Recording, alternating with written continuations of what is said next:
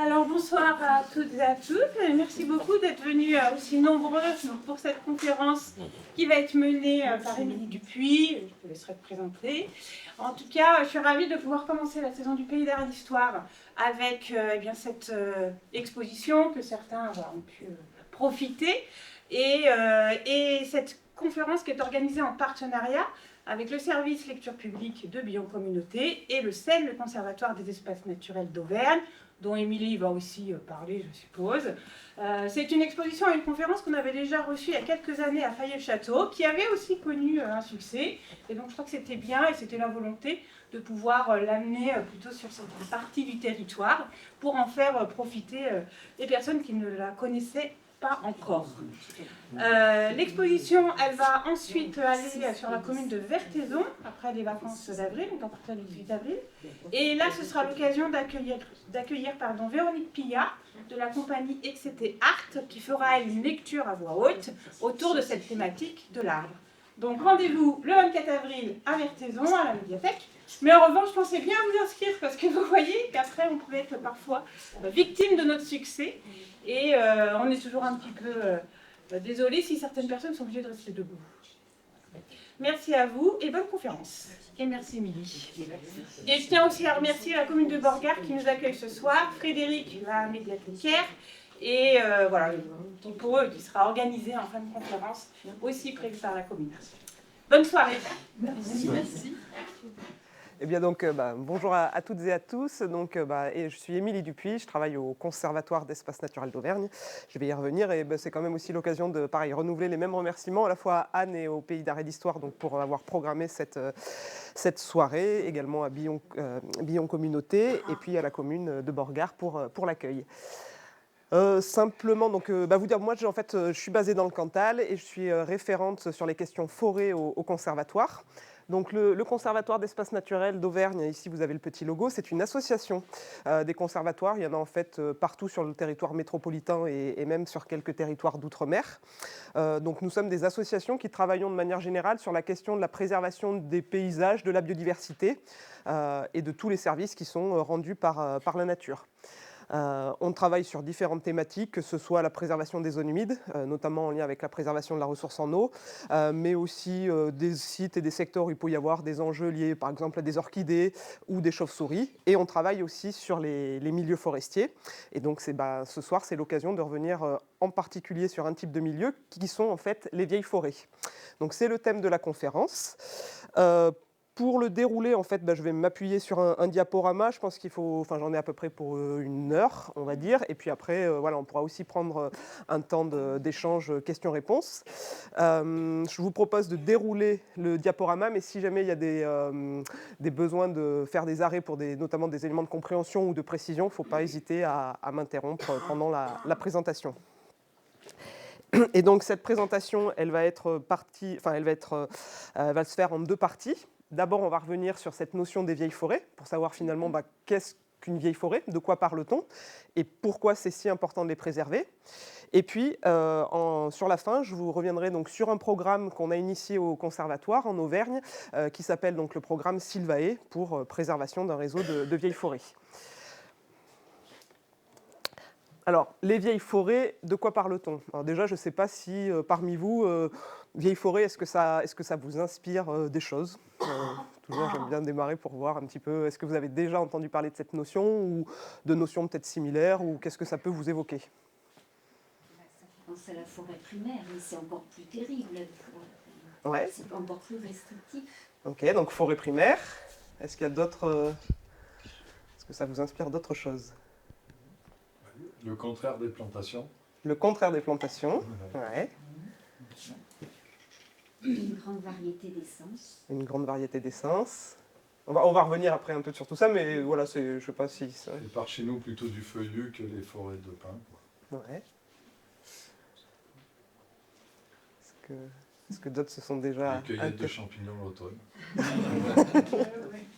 Les cueillettes de champignons. Les arbres morts. Ouais, c'est une autre notion, on y reviendra pas mal sur l'importance du bois mort en forêt.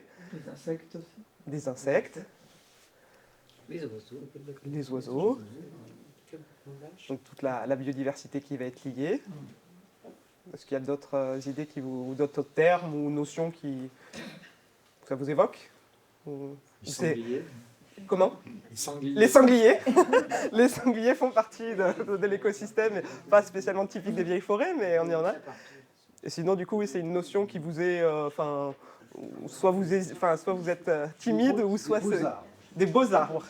Alors la notion du beau, oui, je sais, ça dépend si on se place d'un point de vue d'un forestier qui veut faire de l'économie pure et dure ou d'un contemplatif ou autre, mais on y reviendra, oui, aussi.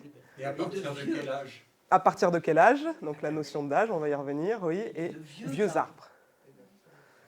Donc là, on a déjà balayé quand même pas mal de notions et c'est un petit peu autour de tout ça que la notion de vieille forêt gravite. Avec déjà, ce qu'on peut dire, c'est effectivement souvent, dans ce petit tour d'horizon des termes que ça nous évoque, il est souvent remonté le côté vieille forêt, forêt primaire ou forêt naturelle. À savoir que, même à l'échelle de l'Europe, les forêts primaires aujourd'hui n'existent plus. Enfin, les vraies vieilles forêts primaires n'existent plus. Ce seraient des forêts qui n'auraient jamais vu l'homme, en fait, où l'homme n'aurait eu aucune intervention. Donc il en reste peut-être une dernière, la forêt de Biélovéja, qui est souvent citée, mais à l'échelle de la France, de l'Auvergne et même dans le Puy-de-Dôme, c'est vrai que le terme forêt primaire n'est pas utilisé, puisqu'en fait, de tout temps, enfin pas de tout temps, mais depuis quand même pas mal de temps, l'homme est passé un petit peu partout sur les territoires et les forêts ont été quand même façonnées par aussi les activités humaines et les interventions de l'homme. Pour autant, on va y revenir, les vieilles forêts, c'est quand même ce qui tend à se rapprocher de les forêts les plus, on va dire, naturelles ou qui un jour pourraient peut-être redevenir des forêts primaires, mais je pense que ce terme ne sera plus en fait vraiment utilisé sur nos territoires. Et en fait, d'un point de vue scientifique, il y a donc une définition qui est donnée, et cette définition, elle va s'appuyer sur 2 critères. Alors, l'ancienneté de la forêt, on va y revenir, et la maturité écologique des peuplements. Alors c'est un peu des termes, mais on va redécomposer ça. Et notamment, le premier critère de l'ancienneté de la forêt, c'est vraiment le fait que sur un espace donné, on ait eu de la forêt qui se soit maintenue pendant au moins 200 ans. Donc en fait, il faut voir ça ici comme un continuum de maintien d'une forêt, mais cette forêt a pu faire l'objet de coupes. Il faut plutôt le voir sous l'aspect que le sol n'a jamais été retourné, épierré, ou n'a jamais fait objet de labour ou d'apport d'intrants divers et variés, comme ça peut être sur des sols à vocation agricole. Donc c'est vraiment cette continuité de l'état boisé depuis 200 ans, ou on pourrait le dire autrement, et c'est plus juste d'ailleurs de dire depuis le début du 19e siècle. Pourquoi le début du 19e siècle? C'est qu'en fait, en France, ça correspond à ce qu'on appelle le minimum forestier. Donc, époque à laquelle la surface de forêt était vraiment réduite au minimum. Alors, pourquoi elle était réduite au minimum? Là, un petit graphique. Donc, vous avez ici, en ordonnée, sur cette courbe-là, un peu verte-jaune, la surface de forêt sur le territoire, on va dire, métropolitain. Et puis, ici, une échelle de temps. Alors on fait un bond vraiment en arrière, on remonte à la dernière glaciation, vers à peu près 13 000, 14 000, moins 13 000, moins 14 000. Là, il faut s'imaginer qu'en Auvergne et sur une bonne partie du territoire métropolitain, on avait un énorme glacier qui recouvrait une grande partie du territoire. Donc du coup, les forêts étaient très peu présentes puisqu'on avait un énorme glacier sur le secteur. Et puis, il y a eu, à cette époque, il y a eu un réchauffement. Donc, les glaciers se sont retirés et donc ont progressivement laissé l'opportunité à la forêt notamment de pouvoir recoloniser certains territoires. Il semblerait que la forêt a pu revenir, notamment depuis le piémont pyrénéen, mais aussi les parties alpines. Et la forêt, du coup, a pu progressivement s'installer. Donc, au fil du temps, on a eu une colonisation de la forêt qui s'est refaite sur les territoires. Jusqu'à arriver à une période toujours quand même un peu lointaine, qui est l'époque gallo-romaine et puis l'époque médiévale, où là, on était plutôt dans la période des grands défrichements. Il y a beaucoup de secteurs, déjà le bois était la principale énergie, l'homme était présent pas mal d'endroits sur les territoires, et donc il y a des secteurs entiers, comme par exemple le Cézallier, qui aujourd'hui est un territoire relativement pelé, si on peut dire, où l'arbre n'est vraiment présent de manière sporadique, sporadique. À une époque qui remonte avant le Moyen-Âge, on avait des secteurs qui étaient totalement boisés. Et donc, il y a eu l'époque des grands défrichements. Et à partir de là, la forêt, du coup, a vu sa surface diminuer pour progressivement arriver justement à ce minimum forestier qui est ici le début du 19e siècle. Et à partir de cette époque, pourquoi est-ce que là, finalement, à partir de là, on a eu à nouveau une augmentation de la surface de forêt sur le territoire? C'est qu'il y a eu l'apparition de nouvelles énergies. Donc on a un petit peu, on va dire, relâché la pression, on va dire, sur le matériau bois, notamment en termes de combustible et d'énergie plus largement. Mais c'est aussi l'époque à laquelle il y a eu des politiques de reboisement. Alors, selon les secteurs, il y a même pu avoir ce qu'on appelle la politique de restauration des terrains en montagne. On s'est rendu compte que l'érosion, en lien avec les aléas climatiques, l'érosion pouvait entraîner des désordres, on va dire, sur les territoires, et que remettre de l'arbre sur des pans de montagne et autres avait du coup un effet bénéfique pour retenir les sols, par exemple.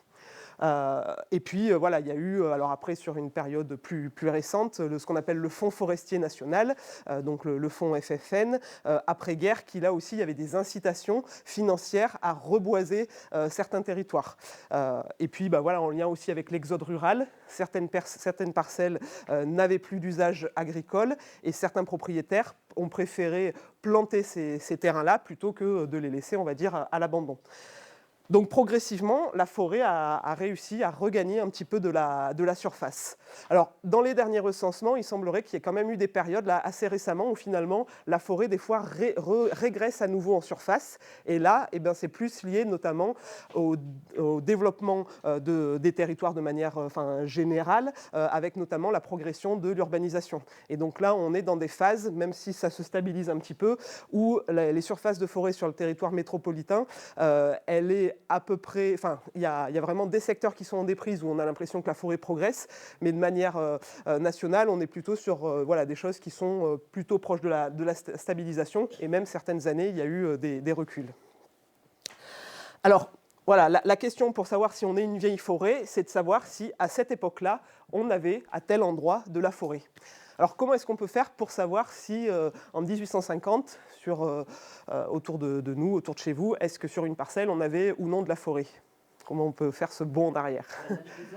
Alors, l'âge des arbres, pareil, dites ce qui vous passe par la tête, et puis on va voir l'âge des arbres, le cadastre, les écrits, l'analyse des sols. Voilà, alors là, pareil, en fait, on a abordé plusieurs sujets. Alors, l'âge des arbres, on va y revenir, c'est pas forcément ça qui va nous aider, puisqu'il est quand même, aujourd'hui, il est très rare de trouver, si, sur des arbres isolés, des fois, un tilleul sully, des arbres remarquables, mais en forêt, il est vraiment rare de trouver des arbres qui étaient déjà présents au début du 19e siècle, et c'est pas forcément évident à noter, ça peut, mais ça reste très, très ponctuel. Ce qui va être l'approche la plus facile, ça va être l'approche cartographique. Et quand on dit de l'approche cartographique, on a plusieurs supports qui peuvent nous aider, et notamment deux documents qui vont être importants. C'est d'une part le cadastre napoléonien et d'autre part les cartes de l'état-major, puisque le cadastre napoléonien et la carte de l'état-major, c'est des documents qui ont justement été élaborés à ce début du 19e siècle. Et notamment les cartes de l'état-major, on va le voir avec un extrait. Moi, je me dis, c'est assez incroyable qu'à l'époque, il y avait des gens sur le terrain qui faisaient de l'arpentage et qui notaient la nature de culture, des parcelles. Et vous prenez une carte de l'état-major et vous la superposez à une carte IGN, une carte de randonnée aujourd'hui, vous verrez que les limites de communes, les points vraiment fixes, les églises, des mairies ou autres, sont vraiment calés quasiment au millimètre, quoi. Et à l'époque, ils n'avaient pas les outils GPS et autres qu'on a aujourd'hui. Donc c'est vraiment un document qui est très précis et qui nous aide justement à savoir si est-ce qu'au début du 19e siècle, on avait ou non à tel endroit de la forêt.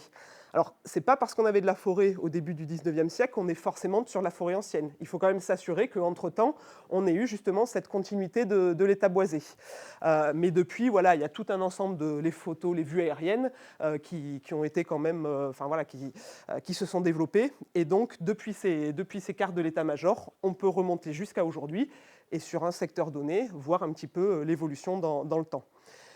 Et puis par contre, voilà, on a aussi une carte qui est même encore plus ancienne, puisque en fait les vieilles forêts, donc c'est des forêts anciennes tout d'abord, qui étaient présentes au début du 19e siècle, mais certaines forêts sont parfois encore plus anciennes. Et là, on verra, notamment, il peut y avoir des écrits ou autres qui peuvent témoigner de forêts médiévales, antiques. Donc le début du 19e siècle, c'est vraiment un minimum. Certaines sont encore plus anciennes que cela. Par contre, pour la carte de Cassini, on va le voir sur un exemple visuel juste après, la précision, voilà, vous n'irez pas plaquer à une échelle, pour une parcelle cadastrale donnée, voilà, on aura du mal quand même à se repérer. Par contre, sur la carte de Cassini, sont nettement identifiés parfois certains vraiment gros massifs boisés, et donc c'est aussi une source de données. Alors souvent, j'aime bien zoomer un petit peu par rapport où se fait la conférence, mais je dois dire qu'ici, aux alentours de Borgard, c'est pas, voilà, les forêts sont quand même pas... Il a fallu dézoomer un petit peu, et donc voilà, j'ai pris un secteur, on va dire, un petit peu plus emblématique, et finalement peut-être pas si loin non plus que ça.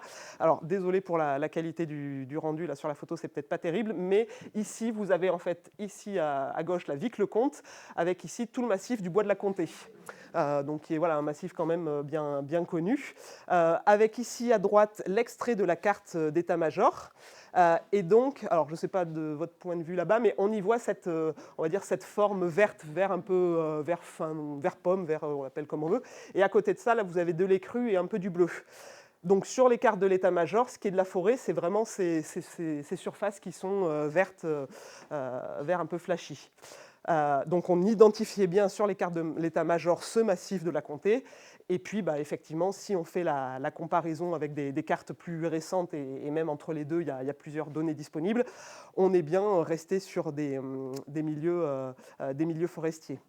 Et par contre, est-ce que, alors là, je ne l'ai pas forcément... Enfin, on pourrait voir aussi des secteurs, je ne le vois pas vraiment, ou qui n'étaient pas forestiers à l'époque et qui pourraient être forestiers aujourd'hui. Donc là, on serait plutôt sur ce qu'on pourrait qualifier de la forêt dite récente.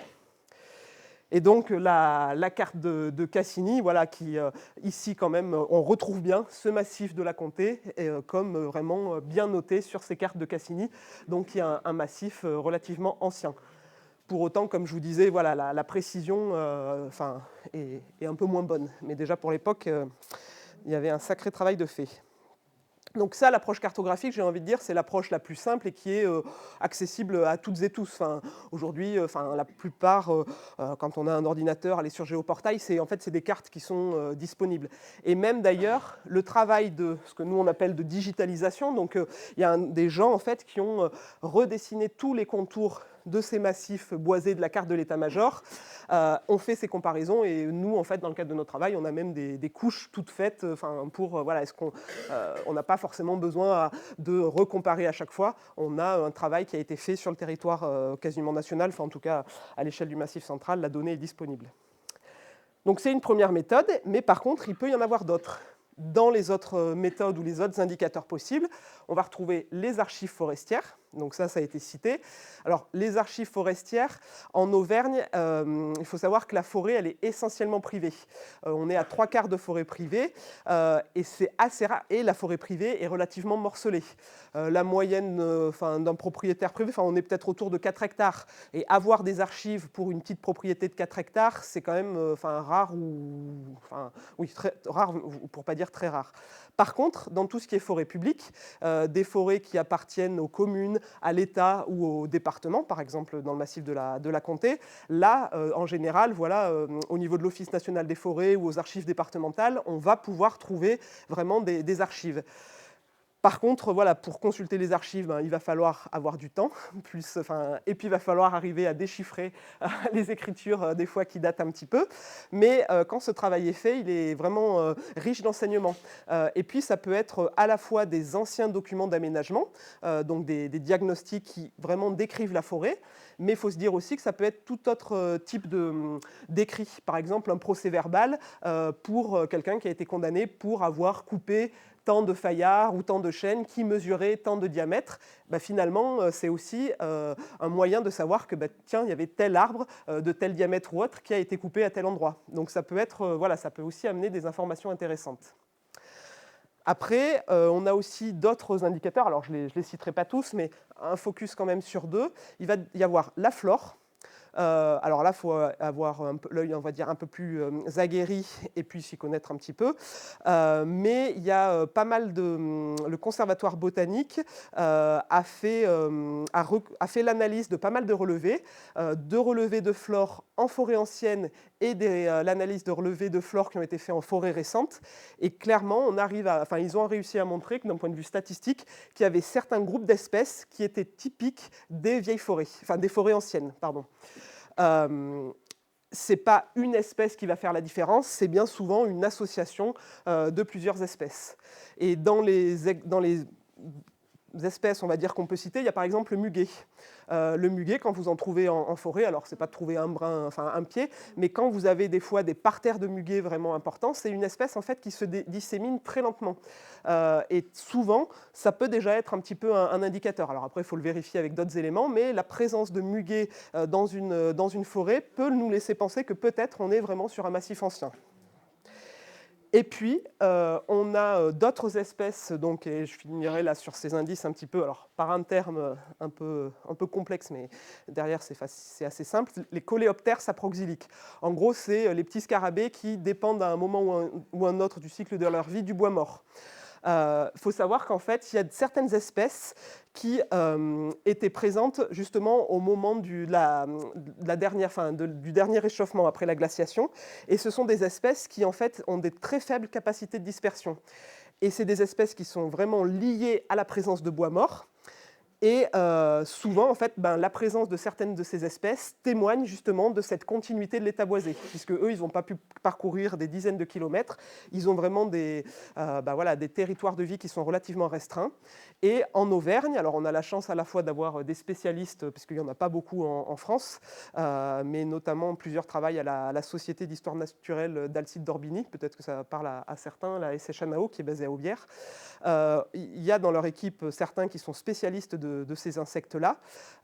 Et en Auvergne, souvent, on cite quelques grands massifs comme vraiment emblématiques. Dans le Puy-de-Dôme, on va effectivement retrouver le massif de la Comté, mais aussi les gorges du Chavanon. Donc là, on est à la limite avec la Corrèze. Dans le Cantal, un des massifs vraiment reconnus pour sa biodiversité forestière et ancien, ça va être les gorges de la Rue. C'est vraiment ça, on va dire les trois quand même hotspots. Et dans le Puy-de-Dôme, on pourrait aussi citer la vallée du Fossat, qui sont aussi des secteurs intéressants. Alors après, voilà, toutes les forêts ne sont pas passées à la loupe et étudiées. Il y a probablement encore des choses à découvrir, mais voilà, il y a quand même certains hotspots, on va dire, de biodiversité. Donc là, l'ancienneté, voilà, c'est le fait qu'on soit sur des forêts où on ait eu cette continuité de l'état boisé, et donc surtout qu'on a en fait des sols qui sont très bien préservés, qui n'ont pas subi de modifications ou de perturbations vraiment majeures. Premier critère, et donc le deuxième, je vous le disais tout à l'heure, c'est la maturité écologique, et donc j'insiste sur le côté maturité écologique des peuplements. Pourquoi je dis bien maturité écologique? C'est que si un forestier vous dit le peuplement est mature, lui il va l'entendre comme il est bon à être coupé. Donc la maturité économique, elle est bien différente de la maturité écologique. Et cette maturité écologique, elle va justement en termes d'âge d'arbre dépasser la maturité économique. Alors ce qui se comprend que quand on veut faire des planches ou autre, oui, on ne va pas attendre que les arbres soient complètement morts ou pourris. Forcément, on les récolte avant. La maturité écologique, elle va aussi regrouper plusieurs notions. Donc effectivement, l'âge des arbres, la présence de bois mort, que ce soit du bois mort au sol ou sur pied, on y reviendra sur l'importance justement de ce bois mort. Le fait qu'on ait aussi, ça a été cité, des essences qui soient, on va dire, naturelles, des essences autochtones, donc qui n'aient pas été introduites. Donc ici, sur nos territoires, on est surtout sur de la chênaie charmée. En montagne, on va plutôt être sur du sapin, le sapin blanc, le sapin pectiné, ou sapin du pays, ça on l'appelle un peu de manière différente, mais sapin et hêtre, donc ce qui donne ce qu'on appelle les hêtraies sapinières. Et puis après, il y a aussi de la place à plein d'autres types de forêts, quand on est vraiment sur des endroits avec des éboulis, ou au contraire des endroits qui sont très humides, il va y avoir aussi d'autres arbres qui peuvent justement se développer sur ces milieux. Mais en tout cas, la présence d'arbres qui sont entre guillemets naturellement présents sur nos territoires, de toutes les tailles et de tous les âges, et surtout avec des arbres aussi de grosses dimensions. Donc un très gros bois, c'est reconnu que c'est à partir de 70 cm de diamètre. C'est voilà, pour donner, des fois on ne sait pas quand on parle de gros bois ou très gros bois. Très gros bois, c'est voilà, c'est au-delà de 70 cm de diamètre. Et puis parfois, oui, on peut trouver des arbres qui font 90, 1 mètre ou autre, mais je vous invite à la fois à réfléchir, si vous connaissez de ces secteurs-là ou dans vos prochaines balades en forêt, de regarder. C'est quand même pas si courant en forêt de trouver vraiment des arbres avec des dimensions qui soient conséquentes. Et donc, c'est la combinaison de ces deux critères qui va faire qu'on va pouvoir définir la vieille forêt. Et donc, autrement dit, la vieille forêt aussi, c'est justement une forêt qui n'a pas fait l'objet d'une exploitation, c'est au moins ces 50 dernières années. Puisque si on veut des très gros arbres, cette diversité du bois mort et autres, c'est que justement, il n'y a pas trop eu de gestion. Et puis donc, voilà, une fois qu'on a combiné ces deux critères, en fait, on en arrive au fait que finalement, ces vieilles forêts, c'est des milieux qui sont relativement rares. Autant l'ancienneté des forêts a été cartographiée sur l'ensemble du territoire, en tout cas au niveau du Massif central, autant le côté maturité écologique des peuplements, lui, on n'a pas de recensement exhaustif, puisqu'en fait, il faut aller sur le terrain. Là, il n'y a pas d'analyse cartographique possible ou autre. Alors, aujourd'hui, il y a des techniques qui se développent avec ce qu'on appelle le LIDAR. Donc, c'est des avions ou des drones ou autres qui passent, et puis avec des systèmes de mesure, on peut essayer il y a des organismes de recherche qui essayent justement d'arriver à mieux caractériser la structure et la composition, on va dire, des forêts, mais aujourd'hui, ce n'est pas encore totalement abouti.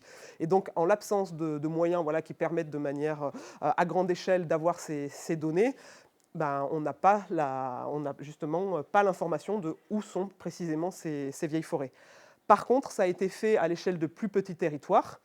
Et de manière générale, il ressort souvent un petit peu les mêmes chiffres à l'échelle des territoires, c'est que les vieilles forêts représentent moins de 2, on va dire, à 5% de la surface de forêt sur les territoires. Et avec une différence entre plutôt quand on est en plaine ou quand on est en montagne.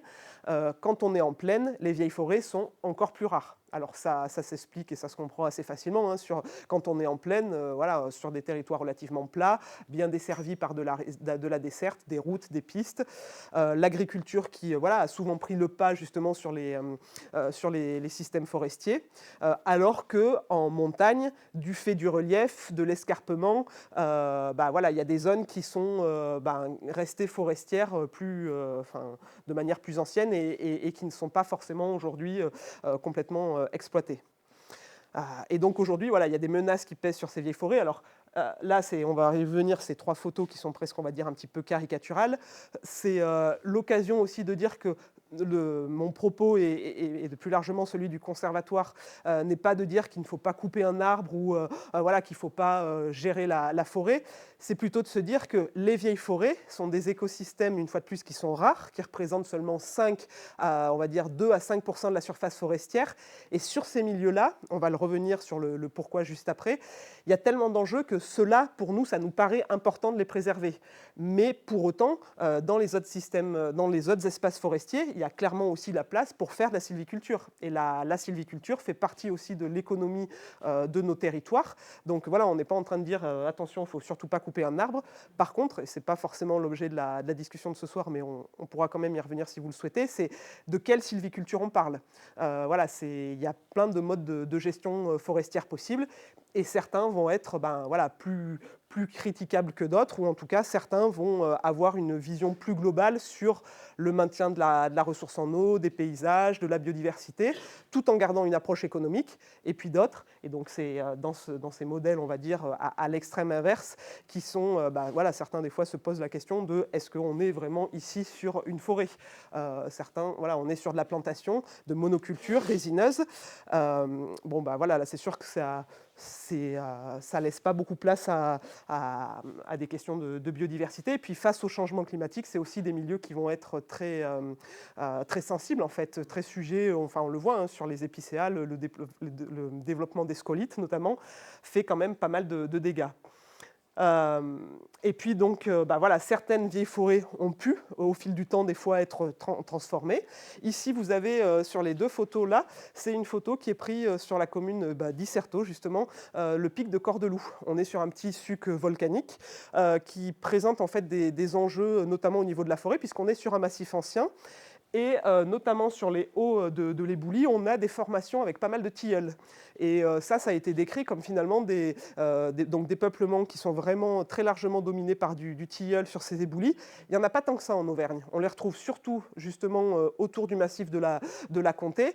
Et le pic de Cordeloup est du coup un des sites qui abrite ce type de forêt. Donc nous, c'est un site qu'on a identifié comme important.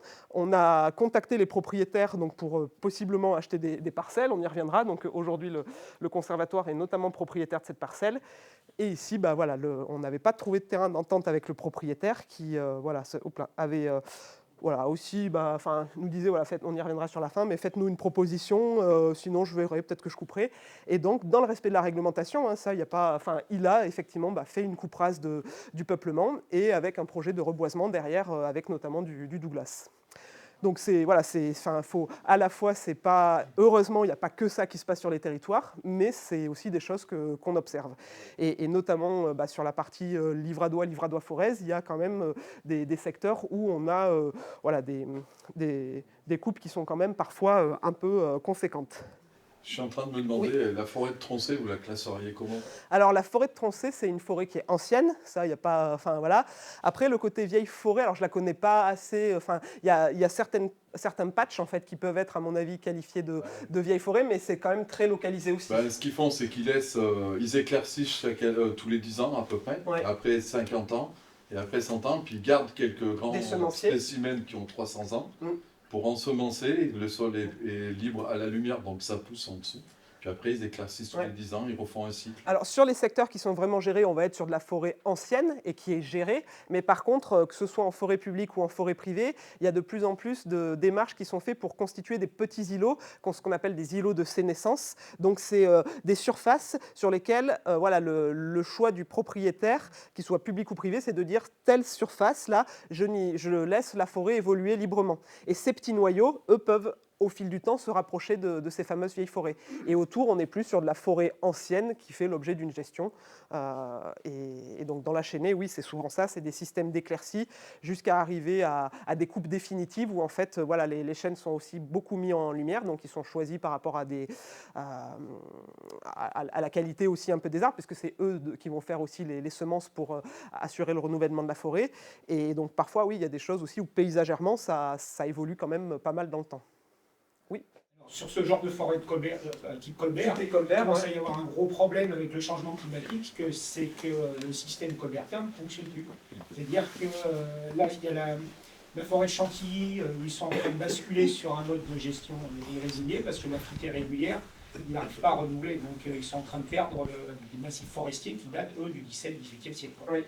Alors ça, je vais rester sur la thématique des vieilles forêts, mais dans l'échange, on pourra revenir aussi sur ces questions de mode de sylviculture et autres. Et c'est vrai qu'aujourd'hui, on essaye de vraiment d'aller vers des systèmes de ce que vous appelez, ce que vous disiez de forêts irrégulières ou de ce qu'on appelle les principes de sylviculture mixte à couvert continu, qui permettent en fait de tout le temps conserver un état boisé. On fait des prélèvements réguliers, mais on passe jamais par de la coupe rase. Et c'est vrai que ça, notamment avec le changement climatique, les impacts du gibier, c'est quand même des choses où ces forêts sont beaucoup plus résilientes que d'autres systèmes. Mais voilà, ça, on pourra y revenir dans la discussion. Je vais rester sur le thème des vieilles forêts et donc revenir sur plusieurs notions. Alors, pourquoi c'est important de les préserver, ces vieilles forêts, à la fois pour des enjeux liés de biodiversité, à la fois parce que finalement, des forêts qui sont laissées en libre évolution et qu'on regarde tout simplement comment ça se passe, donc qui pourrait se rapprocher un petit peu du fonctionnement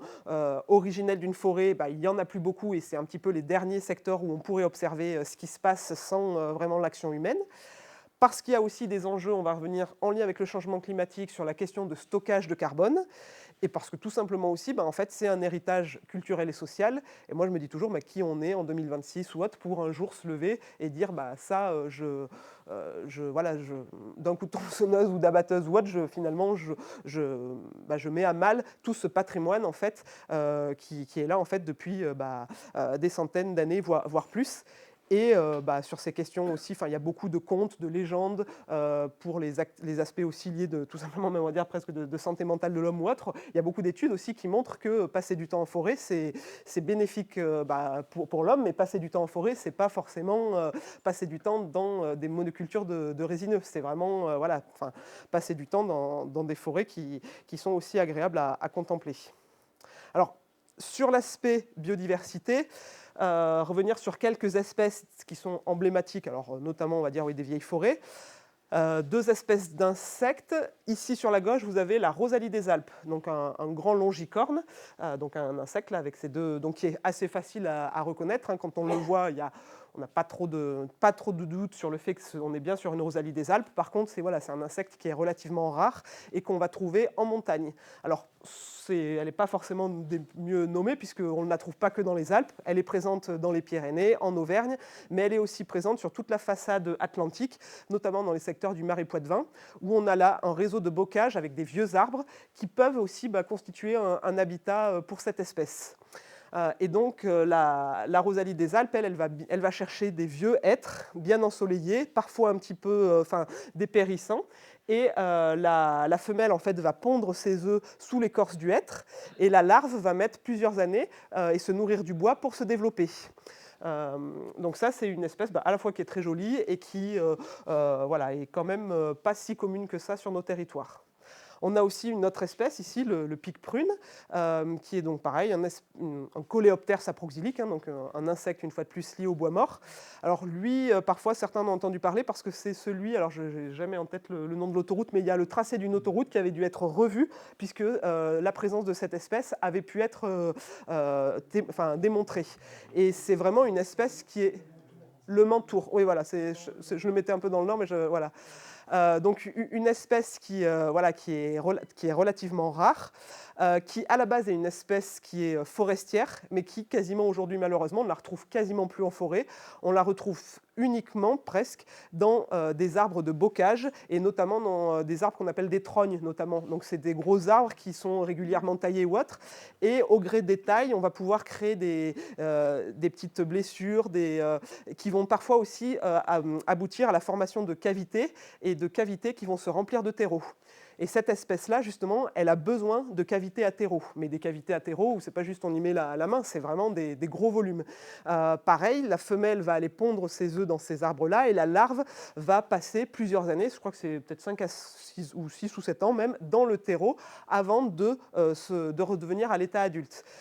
Et en forêt, pareil, je vous invite à réfléchir, est-ce que vous voyez souvent des arbres de dimension un peu importante avec des grosses cavités à terreau ? C'est quand même pas si commun. Donc là, pareil, une espèce qui est quand même relativement rare. Et puis, pour dire qu'il n'y a pas que des insectes, on trouve aussi, alors ça paraît gros peut-être ici, mais là on est sur une toute petite mousse, la buxbaumie, donc une petite mousse qu'on trouve plutôt dans les sapinières de montagne, qui pousse sur des bois morts en décomposition, qui là aussi est une espèce pas si commune que ça, et est liée notamment au bois mort, à ce bois en décomposition dans des vieilles forêts. Alors, toujours sur la biodiversité, et là, ça ne va pas forcément concerner que les vieilles forêts, mais souvent, quand on parle de forêt, on voit des arbres, on voit du végétal, mais on pourrait aussi dire que finalement, la forêt, c'est un monde d'insectes et de champignons. Alors, pourquoi dire ça ? C'est que dans plusieurs forêts sur le territoire national, il y a eu plusieurs études qui ont été faites sur la biodiversité et les espèces présentes dans ces forêts. Et de manière assez récurrente, on converge un peu vers les mêmes chiffres, à savoir qu'en nombre d'espèces, on a 2/3 des espèces qui sont en fait des espèces du règne animal et que le règne végétal, lui, va seulement correspondre à peu près à 15% de la biodiversité en nombre d'espèces présentes dans les forêts. Et pareil, si on prend le règne animal, finalement, ce n'est pas tant le cerf, le chevreuil ou le sanglier qu'on peut plus facilement, on va dire, observer en forêt, qui vont être le plus présents. Eux, oiseaux, reptiles, mammifères, ça va seulement être 3% de ces espèces animales. la plupart, plus de la moitié des espèces animales en forêt sont en fait des insectes. Donc c'est aussi finalement un peu une autre manière de voir et d'appréhender la forêt. Et donc comme je vous disais, pas mal de ces insectes vont être liés au bois mort. Alors c'est sûr que quand on parle de vieilles forêts, de bois mort, de sénescence, on se dit, bah, ouais, on est un peu, c'est pas très réjouissant, on va dire, tout ça en termes de vocabulaire. Pour autant, le bois mort, c'est vraiment une source de vie dans une forêt. Et à savoir qu'il y a à peu près une espèce sur 4 ou une espèce sur 5 qui dépend du bois mort en forêt. Donc plusieurs espèces animales, en fait, donc 1 sur 4, ont besoin de bois mort à un moment ou un autre du stade de leur vie pour se nourrir, pour se reproduire, pour s'abriter. Donc c'est vraiment quelque chose qui est important. Et toutes ces espèces, elles vont aussi rentrer dans un cycle de proie, prédateurs, et aussi contribuer justement au bon fonctionnement et au bon équilibre de l'écosystème. Donc ça, c'est des choses qui... Le bois mort en forêt, souvent, alors c'est clairement en train d'évoluer, mais souvent, pour beaucoup de propriétaires, et notamment dans les propriétaires privés, le bois mort en forêt, ça faisait sale, c'était de la forêt qui était mal gérée, pas bien entretenue, et donc il y avait tendance à, dès qu'il y avait un peu de bois mort, on le ramasse, Sauf qu'en fait, le bois mort, il faut aussi se dire que c'est lui qui va permettre de reconstituer notamment le sol forestier. Et c'est vraiment un compartiment, quelque chose qui est vraiment important en forêt. Alors, le bois mort, ça peut être des arbres qui sont sur pied ou au sol. Ça va être ce qu'on appelle un matériau en fait, qui est polymorphe, donc qui peut prendre différentes formes et qui va aussi évoluer au fil du temps. Donc ça c'est des images pas forcément celle-là, mais vous avez tous vu. Alors ici, on a par exemple nous ce qu'on appelle une chandelle.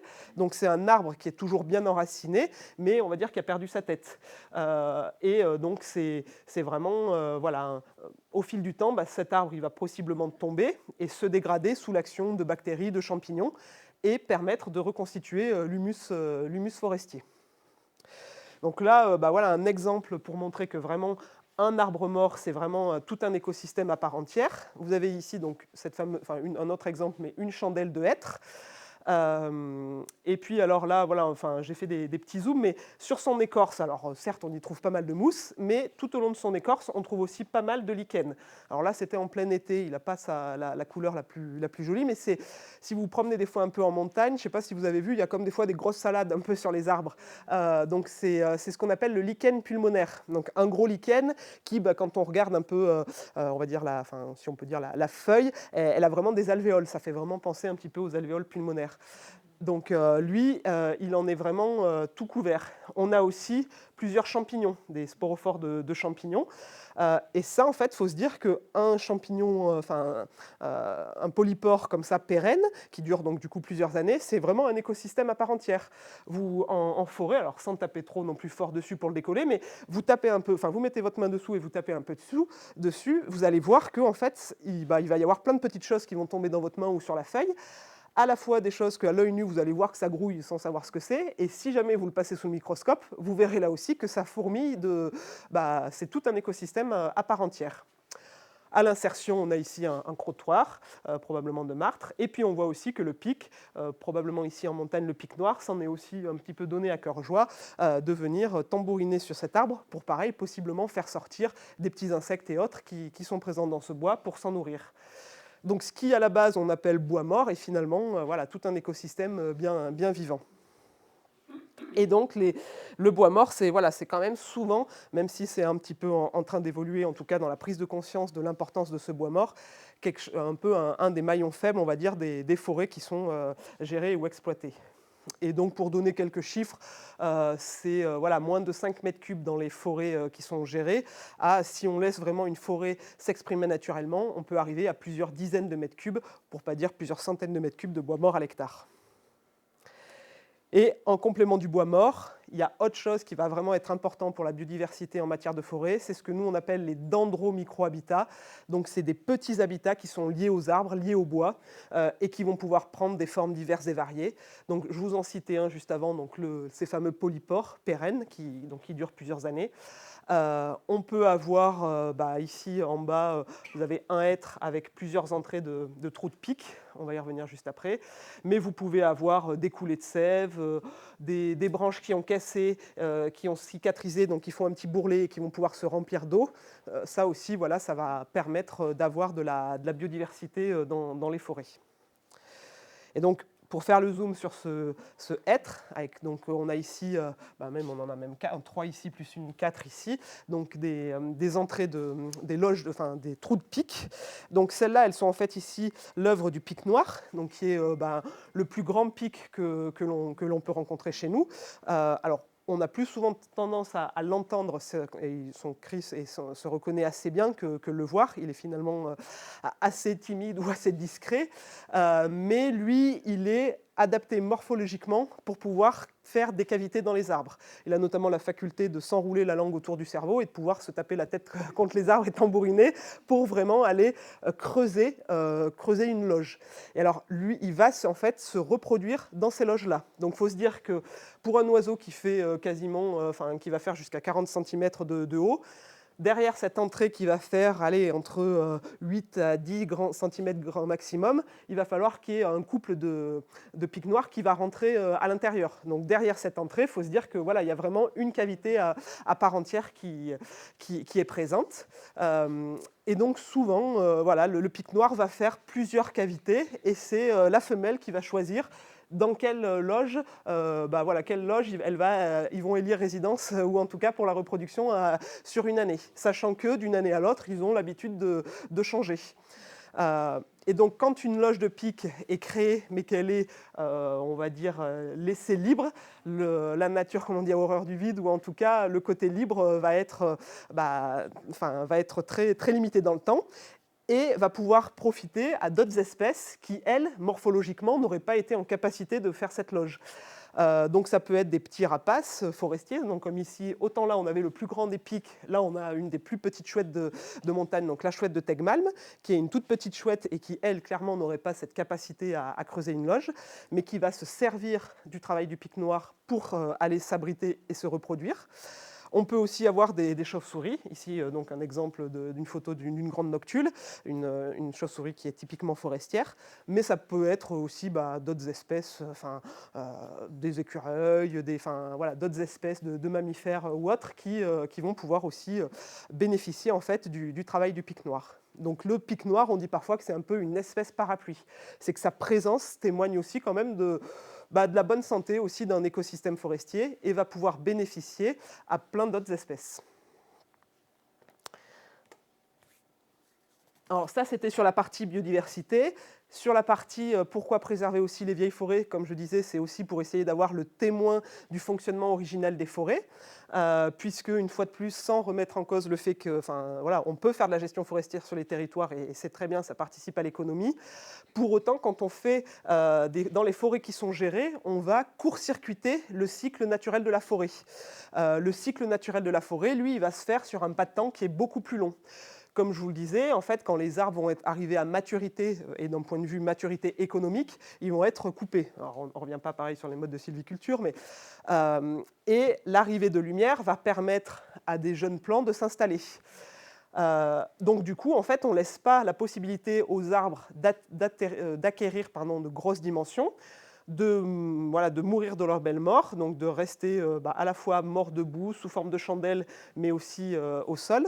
Et donc du coup, vous l'avez compris juste avant, c'est notamment sur ces cycles-là, sur cette partie du cycle-là, qu'on va trouver toute une biodiversité spécifique. Mais aussi, on y reviendra, c'est là aussi pour des questions de changement climatique, ça va être important. Alors des fois on entend oui mais si on gère pas la forêt elle va mourir ou tous les arbres, non tous les arbres vont pas mourir d'un coup. Alors même si aujourd'hui en lien avec le changement climatique on peut parfois observer des surfaces assez conséquentes de forêts qui dépérissent, mais souvent c'est des forêts qui sont pas forcément des plus résilientes et mélangées au départ. Dans une forêt en fait quand un arbre va mourir il va se passer un puits de lumière. il va y avoir de la lumière qui va pouvoir rentrer et effectivement de la régénération naturelle qui va pouvoir s'exprimer. Et souvent, en fait, quand la régénération naturelle elle s'exprime, la nature, elle est assez généreuse. C'est pas comme dans une plantation où on va aller mettre un plant tous les quelques mètres. Là, on a sur des tâches pas mal, ici par exemple, sur cette petite tâche de régénération de sapin, vous avez pas mal de jeunes arbres qui sont en train de se développer. Et donc là, même si sur certains secteurs ça devient quand même aussi compliqué, du cerf ou du chevreuil passe, en mange un petit peu, au milieu on peut espérer qu'il y en a un par exemple qui va se sauver. Et puis aussi, ce qui est intéressant, et ça commence à être abordé aussi d'un point de vue scientifique, je crois que c'est notamment l'INRA d'Avignon qui travaille dessus, il y a des études qui commencent aussi à montrer que pour une même essence, donc une même espèce d'arbre, on va avoir des individus qui peuvent être adaptés au changement climatique. Justement, ça va être cette variabilité intergénétique entre individus. C'est comme nous, certains vont avoir les yeux marrons, d'autres les yeux bleus ou autres. Bon, alors ça ne nous aide pas à s'adapter plus au changement climatique, mais en tout cas pour dire que chez les arbres, par exemple, si on prend le chêne, sur une même espèce de chêne, la forme des feuilles, parfois, va être vraiment différente d'un individu à l'autre. Et c'est vrai que si on prend le parti parce qu'il y a du dépérissement sur le sapin, on va dire à 800 ou 900 mètres d'altitude, de couper tous les sapins, on ne laisse pas la chance à certains peut-être qui ont un potentiel génétique plus intéressant de s'exprimer. Donc c'est aussi quand même pour ça que c'est important de garder quelques zones où on voit aussi ce qu'on laisse la nature faire et on voit comment ça se passe. Parce que probablement que tout ne va pas comme ça dépérir du jour au lendemain. Et je pense qu'il faut aussi quand même, pour partie, savoir faire confiance à la nature qui aura aussi cette capacité de s'adapter. Mais c'est vrai qu'aujourd'hui, le changement climatique est tellement rapide que certains disent le changement climatique va trop vite pour ce que les espèces aient le temps justement de s'adapter. Donc là, ça ouvre aussi des questions qu'on pourra aborder. Quelle stratégie mettre en place face au changement climatique ? Il n'y a pas une solution, c'est bien sûr un panel de solutions. Et moi, je pense qu'il faut éviter de faire des erreurs comme on a pu faire dans le passé, à l'époque, par exemple, du Fonds forestier national, où la mode, c'était de planter des épicéas. Et sur des hectares et des hectares, on n'a fait que planter de l'épicéa. Si on le reproduit aujourd'hui, ça avec une autre essence, on sait on court à la catastrophe. En tout cas, c'est pas pour demain. C'est pas ce qui va nous aider. Et donc, par rapport au changement climatique, on entend aussi souvent, je ne sais pas, mais on entend parfois dire que de toute façon, les vieilles forêts ont un bilan carbone neutre, puisqu'en fait, elles vont capter du carbone pendant leur phase de croissance, et puis comme le bois mort va mourir sur place, il va être relargué dans l'atmosphère. Et donc, les premières théories disaient qu'en fait, ça s'équilibrait. Or, en fait, là, pareil, ça a été démontré d'un point de vue scientifique, c'est que dans les vieilles forêts, il ne faut déjà pas oublier que ce sol forestier, et on revient sur le premier critère de l'ancienneté, on est sur un sol forestier qui a au moins 200 ans. Et une bonne partie du carbone, en fait, il est stocké dans le sol. Et il est stocké de manière très stable. Faut savoir qu'en forêt, on a plus de la moitié du carbone qui est stocké dans le sol. Le reste du carbone, il va bien sûr être stocké dans le tronc, les branches ou autres, mais le compartiment du sol est, lui, particulièrement important. Et dans une vieille forêt, quand bien même on a des vieux arbres, des arbres âgés qui effectivement dépérissent, on a aussi des arbres qui continuent d'être en croissance. Et donc eux, ils continuent quand même aussi à capter une partie du carbone. Donc c'est pas si simple de dire que le bilan est totalement neutre. Et surtout ne pas oublier ce qui se passe dans le sol. Et ce qui se passe dans le sol, sur d'autres aspects que le carbone, c'est aussi particulièrement important. Il y a, je pense, toute une biodiversité qui n'est même peut-être pas encore bien décrite, le monde des colamboles. On parlait des champignons tout à l'heure. Faut avoir en tête qu'en forêt, les cèpes, les girolles ou les amanites ou autres, c'est qu'une petite partie des champignons. C'est vraiment ceux qu'on voit s'exprimer, on va dire, à l'extérieur. Par contre, en fait, il y a tout le réseau de mycélium, oui, c'est ça, oui, des mycorhizes, je cherchais le nom, oui, voilà, le mycélium est en fait tout le système de mycorhizes qui est particulièrement important dans le sous-sol des forêts, et beaucoup d'arbres vont être mycorhizés, c'est-à-dire qu'au niveau des racines, ils s'associent avec des champignons pour aller puiser dans le sol plus d'eau, plus d'oligo-éléments, et donc c'est quelque chose aussi, là, qui a tout un monde à part entière. Donc là, c'était l'occasion de revenir, on va dire, un petit peu sur différentes on va dire, raisons du pourquoi de préserver les vieilles forêts. Et donc là, moi, je veux enchaîner avec plutôt du coup un exemple d'une action concrète qui, comme je vous disais, c'est le programme Sylvae. Donc le programme Sylvae, c'est un programme qu'on a mis en place au Conservatoire d'espaces naturels. Et donc le principe, il est simple, c'est de pouvoir faire l'acquisition de parcelles, de vieilles forêts, ou en tout cas de forêts anciennes qui peuvent, ou de vieilles forêts en devenir, on pourrait dire, pour les laisser en libre évolution. Donc une fois que le conservatoire est devenu propriétaire de ces parcelles-là, il n'y a plus de gestion forestière qui est menée dans ces terrains-là. Par contre, les autres usages, et on pourra revenir sur le pourquoi, mais les autres usages de cueillette ou même des fois de chasse continuent de s'exercer. Ça, voilà, des fois, ça soulève des questions et pas de souci, pareil, pour y revenir. En tout cas, à travers le programme Sylvae, l'idée aussi, c'est d'essayer d'avoir dans ce réseau la diversité des types de forêts que l'on rencontre en Auvergne. L'idée, ce n'est pas juste d'avoir des bouts de sapins, des bouts de hêtraies sapinières dans des endroits escarpés, dans la vallée du Fossa ou dans les monts du Cantal, ou je ne sais pas sur quel des massifs du Mézin ou du Mégale en Haute-Loire. C'est vraiment d'essayer de couvrir la diversité des types de forêts. Donc aussi bien des forêts de plaine, même si on l'a vu, on ne sait pas bien où elles sont, ces vieilles forêts en plaine, et donc déjà c'est dur de les identifier, et c'est encore plus dur de les acheter quand on peut en identifier certaines. Mais voilà, comme je disais, il peut y avoir aussi des forêts de pente, des forêts qui sont vraiment en lien avec même des tourbières. Donc ça, on essaye de couvrir un petit peu cette diversité de forêts. On a, à l'échelle de l'Auvergne, identifié certains grands massifs qui sont connus pour être justement des massifs anciens. Donc là, vous avez un peu une carte de certains secteurs qui sont pour nous prioritaires, mais on peut aussi faire des acquisitions en dehors, soit parce que depuis la connaissance a évolué, puisque cette carte-là, elle date un petit peu maintenant, soit parce que aussi des fois on a des opportunités et on les analyse au cas par cas. Donc le programme Sylvae, en fait, on l'a initié en 2018. L'idée, c'était pour le conservatoire déjà, alors ça peut peut-être paraître un peu surprenant, mais en 2018, on n'était pas finalement vraiment capable de dire combien d'hectares de forêt on avait sur les parcelles du conservatoire, puisque le conservatoire, historiquement, il a beaucoup travaillé sur les milieux ouverts, les zones humides. Et la forêt, des fois, on achetait un bout de tourbière, il y avait un peu de forêt avec, on n'y faisait rien, et donc, ma foi, on travaillait sur d'autres milieux ou d'autres priorités. Mais au fil du temps, on s'est dit, finalement, il y a aussi des enjeux en matière de forêt. Et donc, on a fait cet état des lieux en 2018. Et depuis, on a identifié donc, des secteurs prioritaires, comme je vous disais, et on fait ce qu'on appelle de l'animation foncière. Donc, on va au contact des propriétaires pour leur expliquer notre démarche et savoir si, possiblement, ils sont potentiellement vendeurs. Et donc, ça nous permet en fait de faire l'acquisition de quelques dizaines d'hectares un petit peu tous les ans. Ici, vous avez les chiffres un petit peu ces dernières années. On est, on va dire, un petit peu à un rythme de croisière autour de 40 à 50 hectares acquis à l'échelle des 3 départements du Cantal, de la Haute-Loire et du Puy-de-Dôme tous les ans.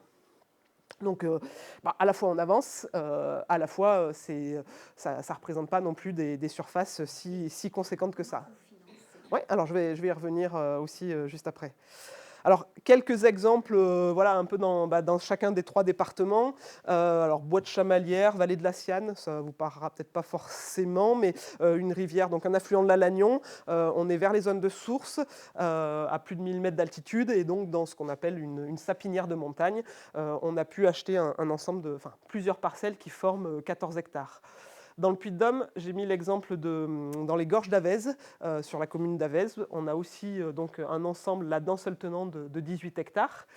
Et puis un autre exemple dans le bois d'ours, au Puy-en-Velay. Donc là, on est en périphérie du Puy-en-Velay. Et cet exemple, j'aime bien aussi le citer parce qu'on est sur un boisement qui est de petite surface, mais on est vraiment en périphérie immédiate du Puy-en-Velay. Et on est dans une dynamique d'urbanisation qui est assez croissante ces dernières dizaines d'années. On est sur un des derniers rares boisements anciens de ce secteur. Et même si les forêts aux alentours, elles sont pas si proches que ça, on a d'autres petits secteurs. Clairement, finalement, si on n'en faisait pas l'acquisition, même si là, il commençait à y avoir, dans le cadre du document d'urbanisme, le fait de bien identifier cette zone comme ne pouvant pas être classée en urbanisable, voilà, on pouvait quand même se poser la question de qu'est-ce qu'il allait advenir de ce petit noyau de forêt, qui est en plus à proximité d'une zone humide, et qui est voilà, un des derniers patchs de forêt ancienne dans ce secteur-là, et qui permet de faire un peu comme ce qu'on appelle nous en pas japonais. Voilà, on peut passer en fait un peu d'un site à l'autre, même si voilà, on s'imagine des espèces comme ça qui passent, c'est pas si simple que ça, hein, mais en tout cas c'est un petit peu cette notion de trame. On veut essayer de mailler les territoires avec des petits ensembles, voilà, de quelques hectares à quelques dizaines d'hectares, qui vont constituer des petits îlots qui vont être laissés en libre évolution. C'est la démarche voilà, qui est dans le cadre du programme Sylvae.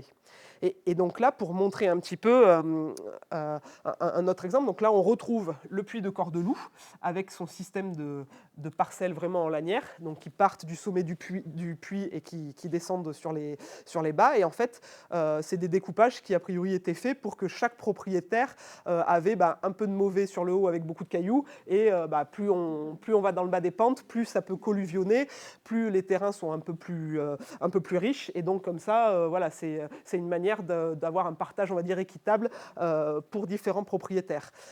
Donc on se retrouve avec plus de 80 parcelles sur un ensemble, j'ai plus la surface exactement en tête, et donc on a contacté une bonne partie des propriétaires. Dans les propriétaires contactés, on le voit, plusieurs nous ont dit, et pour des raisons, enfin voilà, qui soit parce qu'ils adhèrent à la philosophie du projet, mais ils souhaitent rester propriétaires, ce qui est tout à fait entendable, enfin en fait tout est entendable, hein, mais soit ils adhèrent pas du tout à la philosophie du projet, et voilà, c'est aussi possible, soit on n'arrive pas à contacter les propriétaires parce que le cadastre n'est pas forcément à jour, ou parce qu'on n'arrive pas à établir de contact tout simplement. D'autres sont OK pour vendre, et donc on a pu concrétiser les acquisitions. Et puis d'autres étaient indécis, et notamment sur un des secteurs, là, un propriétaire indécis qui finalement a abouti à la coupe rase qu'on a vue tout à l'heure. Donc là, on a par exemple acheté un ensemble, enfin, on est propriétaire sur le puits de Cordeloup d'un peu plus de 9 hectares. C'est vrai que quand on dit on est propriétaire de 9 hectares, des fois les gens ils s'imaginent une entité bien constituée. La réalité du foncier en Auvergne fait que, arrivé comme ici à la même période, on a acheté 9 hectares sur un autre secteur là, dans le Cantal. Voilà, c'est vraiment plein de situations différentes. Alors, nous, l'idée, c'est vraiment de se dire, Anne, je te laisse la parole juste après, c'est de se dire que vraiment, on est sur une démarche un peu de puzzle et de longue haleine. Et en fait, si on ne met pas les premières pièces du puzzle, voilà, si on ne le démarre pas, c'est sûr qu'on n'arrivera jamais à le finir. Donc là, l'idée, voilà, c'est de pouvoir être présent sur le site. Souvent, on voit que après, voilà, ça discute un petit peu. Il y a même des gens qu'on n'avait pas contactés qui nous contactent parce que, tiens, on a appris que vous avez acheté. Enfin, voilà. Il y a aussi, voilà, l'avis qui fait qu'il y a des successions, des changements de propriétaires, et qu'un propriétaire à un instant T n'était pas vendeur. Peut-être que les héritiers le seront. Des gens qui peuvent aussi changer d'avis. Et donc, voilà, même si là, au début, d'un point de vue même écologique, ce n'est pas forcément les plus cohérents, on fait le choix de démarrer et puis d'essayer après progressivement un petit peu de boucher les dents creuses. Du coup, le fait que ce soit morcelé comme ça, est-ce que ça pose un problème en termes de gestion? Et donc on a des endroits où effectivement c'est en libre vie, on va dire, et les coupes rases au milieu de tout ça. Et comment vous arrivez à gérer le fait de ne pas avoir une entité cohérente? Alors, c'est sûr que quand on a des petites langues, alors là, ici, par exemple, typiquement celle-là, alors, je me rappelle en plus pour être allé avec soit des membres de l'association et autres, alors est-ce qu'on est là, c'est bon? Là, oui, là, non. C'est tellement, on a des fois des langues qui sont tellement étroites que, voilà, en plus des marquages de limites, c'est quand même assez rare d'avoir des bornages qui soient faits. Donc, on peut avoir des éléments, des fois, de topographie ou trouver des vieilles bornes, mais voilà, c'est quand même pas si commun. Donc c'est sûr que une petite langue comme ça, voilà, si les propriétaires d'à côté décident de tout couper, c'est un petit peu, on va se retrouver, il n'y aura pas forcément peut-être trop d'intérêt d'un point de vue écologique. Pour autant, voilà, on prend quand même le parti une fois de plus de dire si on ne démarre pas, voilà, on. Surveiller qu'ils ne coupent pas chez vous aussi. Alors voilà. Donc oui. Et alors, effectivement, après, sur ces terrains qui sont très morcelés, effectivement, voilà, ça fait aussi plus des fois de travail, un petit peu de surveillance et de lien avec les voisins, puisque, oui, effectivement, nous, on fait le choix de ne pas couper. On espère aussi que les voisins n'iront pas couper sur nos parcelles. Mais voilà, après, alors c'est selon que l'on soit en plaine ou en montagne, selon aussi quel cortège d'espèces on vise, on va dire plus d'un point de vue de la bibliographie. On considère que si on a des noyaux qui sont entre 5 et 10 hectares, ça commence à être bien d'un point de vue écologique. Donc là, voilà, sur ce site-là, on a encore de la marge, mais voilà. Par contre, sur ces acquisitions où vous laissez la forêt les faire, est-ce que vous n'avez pas peur qu'elle soit plus enclin aux incendies? Ouais. Alors ça, non. Alors aujourd'hui, non. Là, c'est pareil sur la question des incendies. Il y a eu pas mal de choses, notamment avec ce qui s'est passé dans les Landes. Des fois, on entend, oui, voilà, les forêts qui sont mal gérées. Voilà, il y a de la broussaille, il y a du bois mort. En fait, il y a aussi, pareil, des études qui montrent que le bois mort, finalement, il a aussi beaucoup d'humidité. Donc, c'est pas forcément le bois mort qui va être vecteur de forêt, enfin, de vecteur d'incendie. Voilà. Là, on a vu un reportage. Bon, on a peut-être rien de comparable avec la Californie et les bois de séquoia. Oui. Et ils sont aperçus que là, c'était eux, ça avait été une erreur, parce qu'en fait, déjà, il y avait des centaines d'années où les Amérindiens ramassaient le bois mort, l'utilisaient et tout, donc ils ont interdit, ils ont arrêté pendant des années.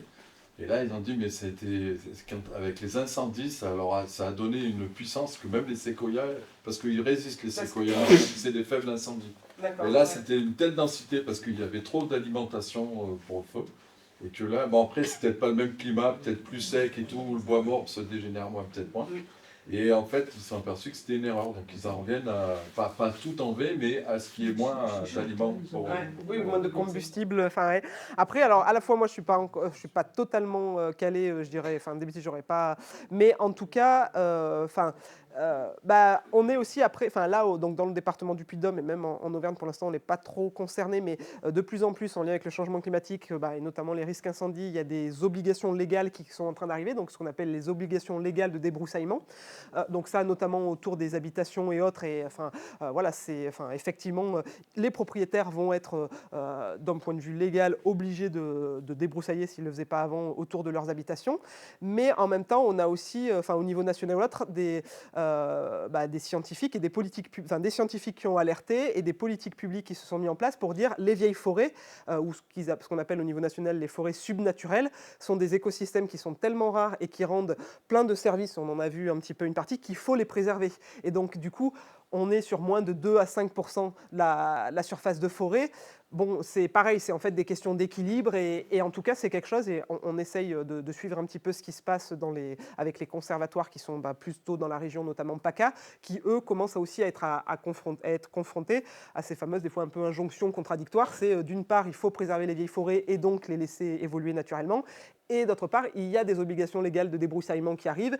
Et c'est souvent, en fait, en mettant un petit peu aussi tous les acteurs autour de la table, les acteurs de la forêt privée, les acteurs de la forêt publique, des associations environnementales, les acteurs type sapeurs-pompiers et ceux qui travaillent dans le domaine de l'incendie, que ça se trouvera. Je pense qu'il n'y a pas de règles générales à mettre en place, quoi. Ouais, puis suivant le climat, suivant l'exposition. Mais voilà, c'est ça. C'est ça. Voilà, c'est ça. Donc c'est vraiment aussi un peu du cas par cas. Ouais. Et, alors il y avait une question là et après, monsieur avait levé la main. Il n'y aurait pas intérêt à faire en sorte de faire une gestion des arbres complètement pas forestières, c'est-à-dire de les épointer pour qu'ils soient fourchés dès le début, pour qu'il n'y ait aucun intérêt de les couper parcelle d'à côté. Ça, c'est la première remarque. C'est facile de rendre un arbre non productif tout en restant écologiquement intéressant. Et pour revenir sur les incendies dans les forêts de séquoia, a priori, une vieille forêt de séquoia, elle doit brûler. Aussi, oui. Parce que quand il y a eu les incendies dans les années 80-90, c'était soi-disant une catastrophe.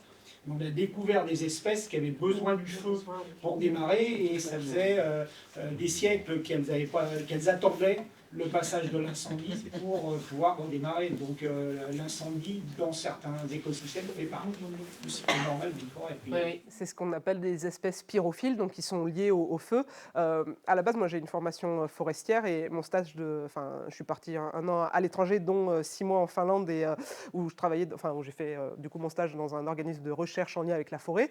Et une partie était à la limite entre la Finlande et la Russie, où en fait en Finlande la politique est dès qu'il y a un départ de feu, effectivement on arrête le feu, alors que sur la partie russe, il y a les feux couraient, on va dire, plus naturellement. Et dans certains parcs nationaux dans le nord-ouest de la Finlande, justement, il y avait, c'était démontré qu'en fait, la biodiversité avait vraiment été appauvrie par le fait que tous les incendies sont maîtrisés.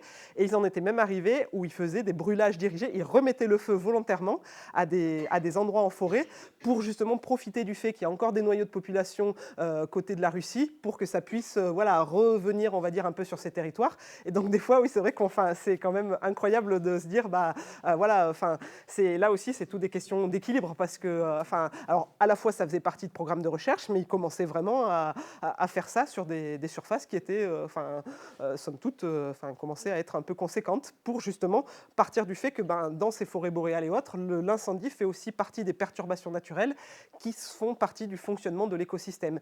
Mais c'est un fonctionnement d'écosystème qui se fait sur plusieurs centaines d'années. Et c'est vrai que nous, des fois, à notre échelle humaine, quand on réfléchit à l'échelle d'une petite ville ou autre, ça nous paraît peut-être un peu bizarre. Effectivement, on voit une forêt brûler, on n'arrive des fois pas à se replacer dans ce temps beaucoup plus long qui nous dépasse, ça c'est sûr. Vous pourriez avoir des noms d'espèces pyrophiles? Alors là, je ne vous le dirai pas de tête, mais si vous me donnez votre contact, je pourrais vous en envoyer. Alors après, en France, je ne sais pas si on a, peut-être dans le sud, je ne sais pas. Là, je ne saurais pas vous répondre dans l'immédiat, mais je pourrais me renseigner si ça peut vous intéresser. Les forêts méditerranéennes, par définition, elles sont faites pour brûler, mais pas aussi souvent qu'actuellement. Voilà, c'est ça aussi. C'est la fréquence des incendies aussi qui, c'est comme dans... oui, il y a plein de choses où en fait les perturbations aujourd'hui deviennent de plus en plus fréquentes. Et en fait, l'écosystème n'a pas le temps de... ça va pour le coup trop vite en fait. Et c'est dans plein de milieux, pas que la forêt. Il y a effectivement, on observe... Exactement. Mais là, on est vraiment dans les effets du changement climatique, des phénomènes de plus en plus violents, extrêmes et à pas de temps, dont on ne maîtrise pas forcément, mais qui peuvent revenir à fréquence beaucoup plus régulière. Oui, je voulais savoir, quand le conservatoire fait une acquisition, c'est bien l'État qui est propriétaire, l'État français? Non, alors du coup, comme j'ai dit au début, le Conservatoire d'espaces naturels, c'est une association. Donc on est association loi 1901, on est une structure indépendante. Et donc c'est bien nous, le conservatoire, c'est bien la structure Conservatoire d'espaces naturels qui est propriétaire. On n'est pas... Eh bien voilà, donc transition, on ne pouvait pas rêver mieux, voilà. Et c'était pas fait d'avance. Hein. Donc effectivement, pour acheter des parcelles, il faut pouvoir mobiliser des fonds. D'où vient l'argent avec lequel on achète les parcelles? Il y a une bonne partie, oui, qui est de l'argent public. Donc de l'argent public qui est notamment, on a un soutien de la région puisque le conservatoire bénéficie d'un agrément qui est donné notamment par la région, mais aussi par l'État. Donc là, il y a un programme, peut-être que vous avez déjà vu des panneaux ou entendu parler, le fonds vert. C'est depuis 4-5 ans, là, c'est des fonds de l'État qui sont mis pour l'accélération de la transition écologique sur les territoires. Donc on a plusieurs fonds de l'État. On va aussi parfois chercher des sous auprès de l'Europe. Donc ces fonds publics, ça représente, on va dire 70 à 80% des acquisitions qui sont menées. Mais nous, en tant qu'association, on n'a pas forcément de fonds propres. C'est l'occasion aussi de dire que vous pouvez adhérer au conservatoire pour soutenir. Vous pouvez même faire un don si vous le souhaitez pour soutenir la structure et ou le programme en particulier. Et en tout cas, on a sur la plateforme Helloasso plusieurs, des gens en fait qui soutiennent le programme et qui font des dons réguliers ou pas, voilà. Et puis on a aussi des mécènes privés, donc soit des fondations, soit certaines entreprises. Et donc Restaurant Le Pré, ça parle peut-être certains, c'est un restaurant là, qui est sur les hauteurs de Clermont. réseau, voilà, c'est l'entreprise, même si maintenant elle a changé, avec lesquelles on a le réseau des imprimantes au conservatoire. Et donc, voilà, c'était aussi une manière, eux, de contribuer au projet. Donc, on a eu un don. Et puis, c'est vrai que je n'ai pas forcément actualisé et mis tous les logos, mais on a plusieurs fondations qui nous soutiennent. Et donc, c'est cette combinaison d'argent public majoritairement, mais aussi un petit peu d'argent privé, qui nous permet d'équilibrer les financements de ces acquisitions. Et voilà, et je vais dérouler, là j'en arrive un petit peu sur la fin, parce qu'après ça pose aussi la question à combien on achète. C'est voilà, donc on achète au juste prix, non, à ce qu'on scolaire. Non, en tout cas, c'est à un prix. Oui, non, on fait pas tourner la roue effectivement pour savoir.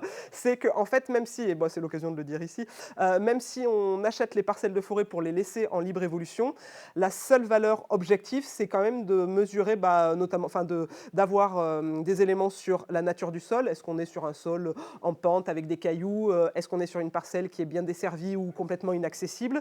Quel est le peuplement présent sur la parcelle? Donc, quelles sont les essences présentes? Quels sont le volume? Donc, pour trouver le volume qui est présent sur une parcelle, on va passer sur les diamètres, les hauteurs de peuplement. Quelle est la qualité aussi du bois présent sur la parcelle? Et c'est en fait tous ces éléments qui vont nous permettre d'aboutir à la valeur, une valeur qui va être proposée, comme si on allait, on va dire, l'exploiter d'un point de vue économique. Le fait qu'il y ait tel oiseau ou telle mousse ne va pas rentrer en ligne de compte il n'y a pas de valeur objective en fait sur ça. Voilà, et donc soit on a déjà eu des acquisitions dans le secteur où on a accès à des données qui nous permettent de voir aussi un petit peu les prix sur les secteurs, soit aussi il nous arrive de faire passer des experts forestiers indépendants qui nous font cet avis de valeur qui sert après de base de négociation, en tout cas de proposition aux propriétaires. Et donc pour finir, comme je disais, voilà, on est une association. Donc en fait, au moment du lancement de ce programme Sylvae, ça a suscité pas mal d'intérêt. Donc de l'intérêt déjà auprès des différents salariés de la structure. Donc moi, à la fois, je coordonne le programme et je le mets en partie en œuvre dans le département du Cantal.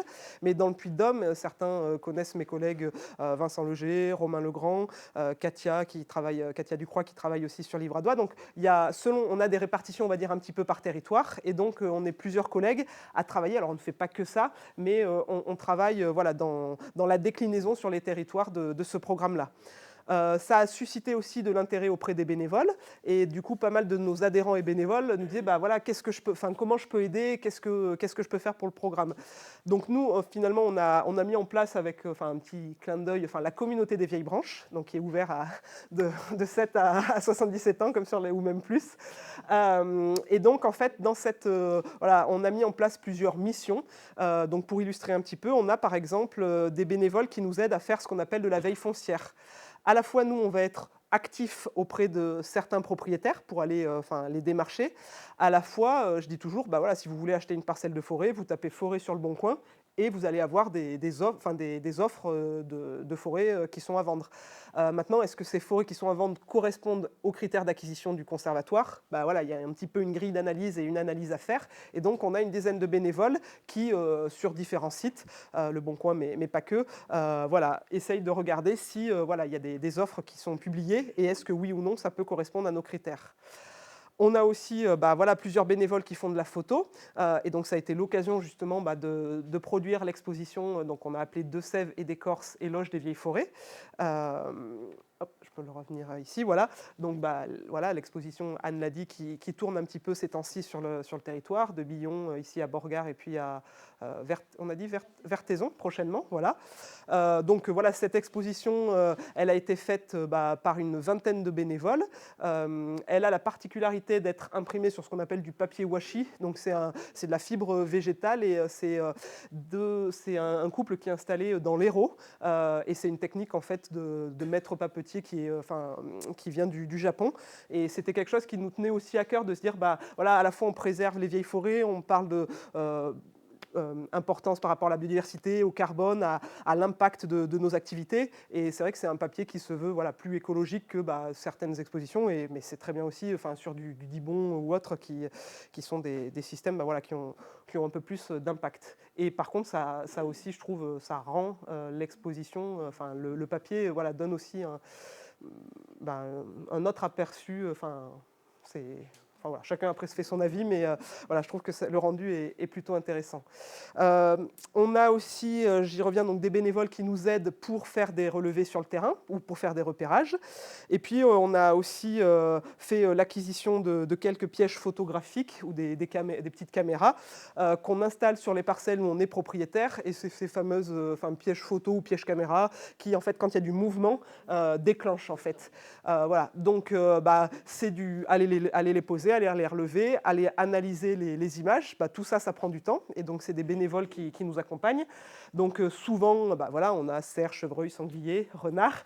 Donc ça, voilà, c'est... Après, ce qui est intéressant sur ces espèces communes, c'est des fois des traits de comportement qui vont être intéressants. Et puis, parfois aussi, voilà, on va pouvoir avoir des espèces moins communes, notamment ici une image de chat forestier, qui finalement, il est, sur pas mal de sites où on est propriétaire, quand on laisse les pièges photos un peu longtemps, voilà, c'est quand même assez régulier qu'on arrive à avoir du passage de chat forestier. Et ça, c'est une espèce qui a des mœurs qui sont quand même... je dirais strictement, peut-être pas strictement, mais vraiment voilà, très nocturne. Et le voir en forêt, c'est quand même, c'est pas en se promenant au petit bonheur la chance qu'on tombe comme ça sur un chat forestier. Donc c'est quand même aussi l'occasion de renseigner, d'avoir un petit peu des données complémentaires par rapport à la biodiversité de nos parcelles. Voilà, en fait j'en ai fini là avec la présentation et donc à la fois je vous remercie pour votre attention et si vous voulez qu'on revienne sur différents sujets, si vous avez des questions, n'hésitez pas. Alors oui. J'aurais voulu savoir s'il y a une surface minimum pour appeler forêt, vieille forêt, ou est-ce que peu importe la surface, par rapport à un bois, parce qu'on entend parler de forêt, j'ai besoin de la compter, de la mûre, etc. Est-ce qu'il y a pour vous une différence ou est-ce que c'est... Alors, dans les définitions, le côté forêt ou autre, je crois que c'est au moins déjà 5000 m², et après, c'est des questions de recouvrement d'arbres. Pour les vieilles forêts, alors au niveau national, dans ce fameux plan d'action pour la préservation des forêts subnaturelles, il y a un minimum de 2 hectares qui est donné. Après, c'est des milieux qui sont tellement rares que voilà, ça reste souvent des petits patchs, mais voilà, on peut aussi avoir quelques belles surprises, des fois de 5-10 hectares qui ont les caractéristiques de vieilles forêts. Dans les sites qu'on a achetés, il y a souvent des secteurs qui sont vraiment qui ont les attributs d'une vieille forêt et autour peut-être un peu moins, ça va manquer un peu de bois mort ou manquer un peu d'arbres de grosse dimension, mais du fait que maintenant on les laisse vieillir naturellement, c'est ce qu'on appelle, on va dire, les vieilles forêts en devenir, voilà, c'est ça. Donc et puis ce qui est aujourd'hui vraiment l'îlot de vieille forêt, quand il aura vraiment atteint toute sa phase de sénescence, dans quelques centaines d'années, voilà, ce sera aussi des stades beaucoup plus jeunes et peut-être les stades autour, eux, voilà, donc c'est vraiment un cycle. Et sur la question des surfaces, voilà, donc il y a ce seuil de 2 hectares qui est retenu au niveau national. Après, c'est aussi des fois la cohérence et l'intérêt. Enfin, il y a deux choses. Il y a à la fois les surfaces à partir de laquelle ça commence à être intéressant d'un point de vue écologique. Et puis après, il y a la réalité du terrain qui fait que, de toute façon, voilà, parfois on a des petits patchs de 5000 m² et on n'aura pas mieux, quoi. Il y avait une question là-bas et après je reviens vers... Juste au niveau associatif, par rapport à ce que vous voulez mettre en place, Francis Allais, de création de forêt primaire. Vous avez travaillé, il y a eu un lien, il y a quelque chose là-dessus? Oui. Alors, du coup, l'association de Francis Allais, voilà, vous avez dû en entendre parler, un projet de forêt primaire, de reconstitution d'une forêt primaire. Donc oui, on a échangé avec plusieurs membres de l'association. Ils connaissent la démarche Sylvae, on connaît, puis il y a des réunions qui se font, voilà, ce que je ne l'ai pas dit aussi, oui, le programme Sylvae est devenu un programme du réseau des conservatoires. Donc ça part d'une initiative en Auvergne, mais comme il y a des conservatoires partout en France, maintenant, tous les conservatoires, il y a plusieurs conservatoires qui se sont aussi engagés dans la démarche, et c'est quelque chose qui est en train de mailler aussi le territoire national. Donc dans des réunions, on va dire de dimension nationale, il y a effectivement des échanges avec l'association de Francis Allais. La reconstitution d'une forêt primaire, et voilà, c'est vraiment, la barre est vraiment mise très très haute.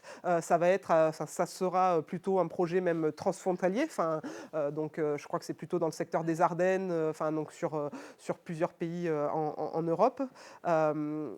La question est de se dire, voilà, il faut y croire, mais ça va demander vraiment beaucoup de temps et beaucoup de temps, de travail.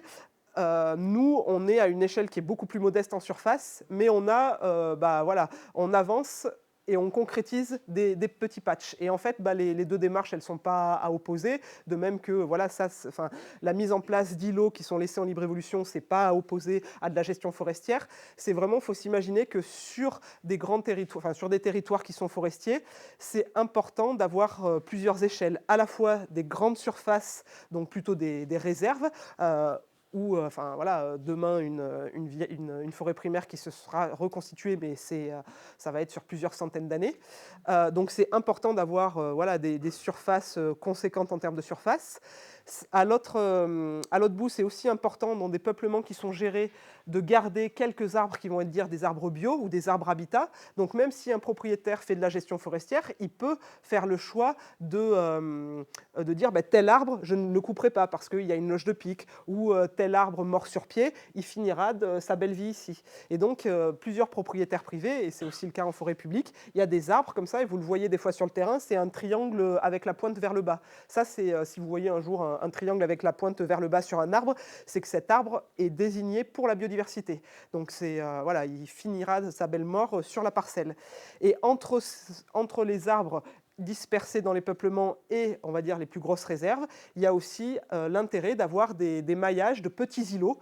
Et donc, c'est typiquement là la place aussi du programme Sylvae, de constituer des îlots de quelques hectares à quelques dizaines d'hectares. Donc, du coup, en fait, ça, c'est un petit peu complémentaire. Parce que dans les forêts dites primaires, et la seule qui est en France, elle est au sud du massif des Écrins, il n'y a pas le droit de rentrer dedans, en principe. Non, alors voilà, et après ça, alors je l'ai dit aussi tout à l'heure, à un moment, j'y suis revenu rapidement en disant, nous, la libre évolution, et là c'est pareil, la libre évolution, selon les acteurs, ça va de la libre évolution, c'est pas d'intervention sur la végétation, on laisse le cycle de la forêt s'exprimer. Par contre, l'homme n'est pas exclu. Donc nous, sur les parcelles Sylvae, et je vais y revenir un petit peu, la cueillette de champignons, par exemple, peut continuer de s'exercer. Les pratiques de la chasse continuent aussi de s'exercer. Et certains poussent la libre évolution à dire, mais non, en fait, la libre évolution, c'est on exclut l'homme de l'écosystème. Et effectivement, à part quelques scientifiques pour des programmes de recherche bien précis, sur des pas de temps très précis qui peuvent rentrer dans les parcelles, pour nous, la libre évolution, c'est ça et rien d'autre. Et là, en fait, c'est plus, pareil, un gradient dans la sensibilité, on va dire, un petit peu des structures. Et c'est pareil, je pense que c'est pas à mettre en opposition.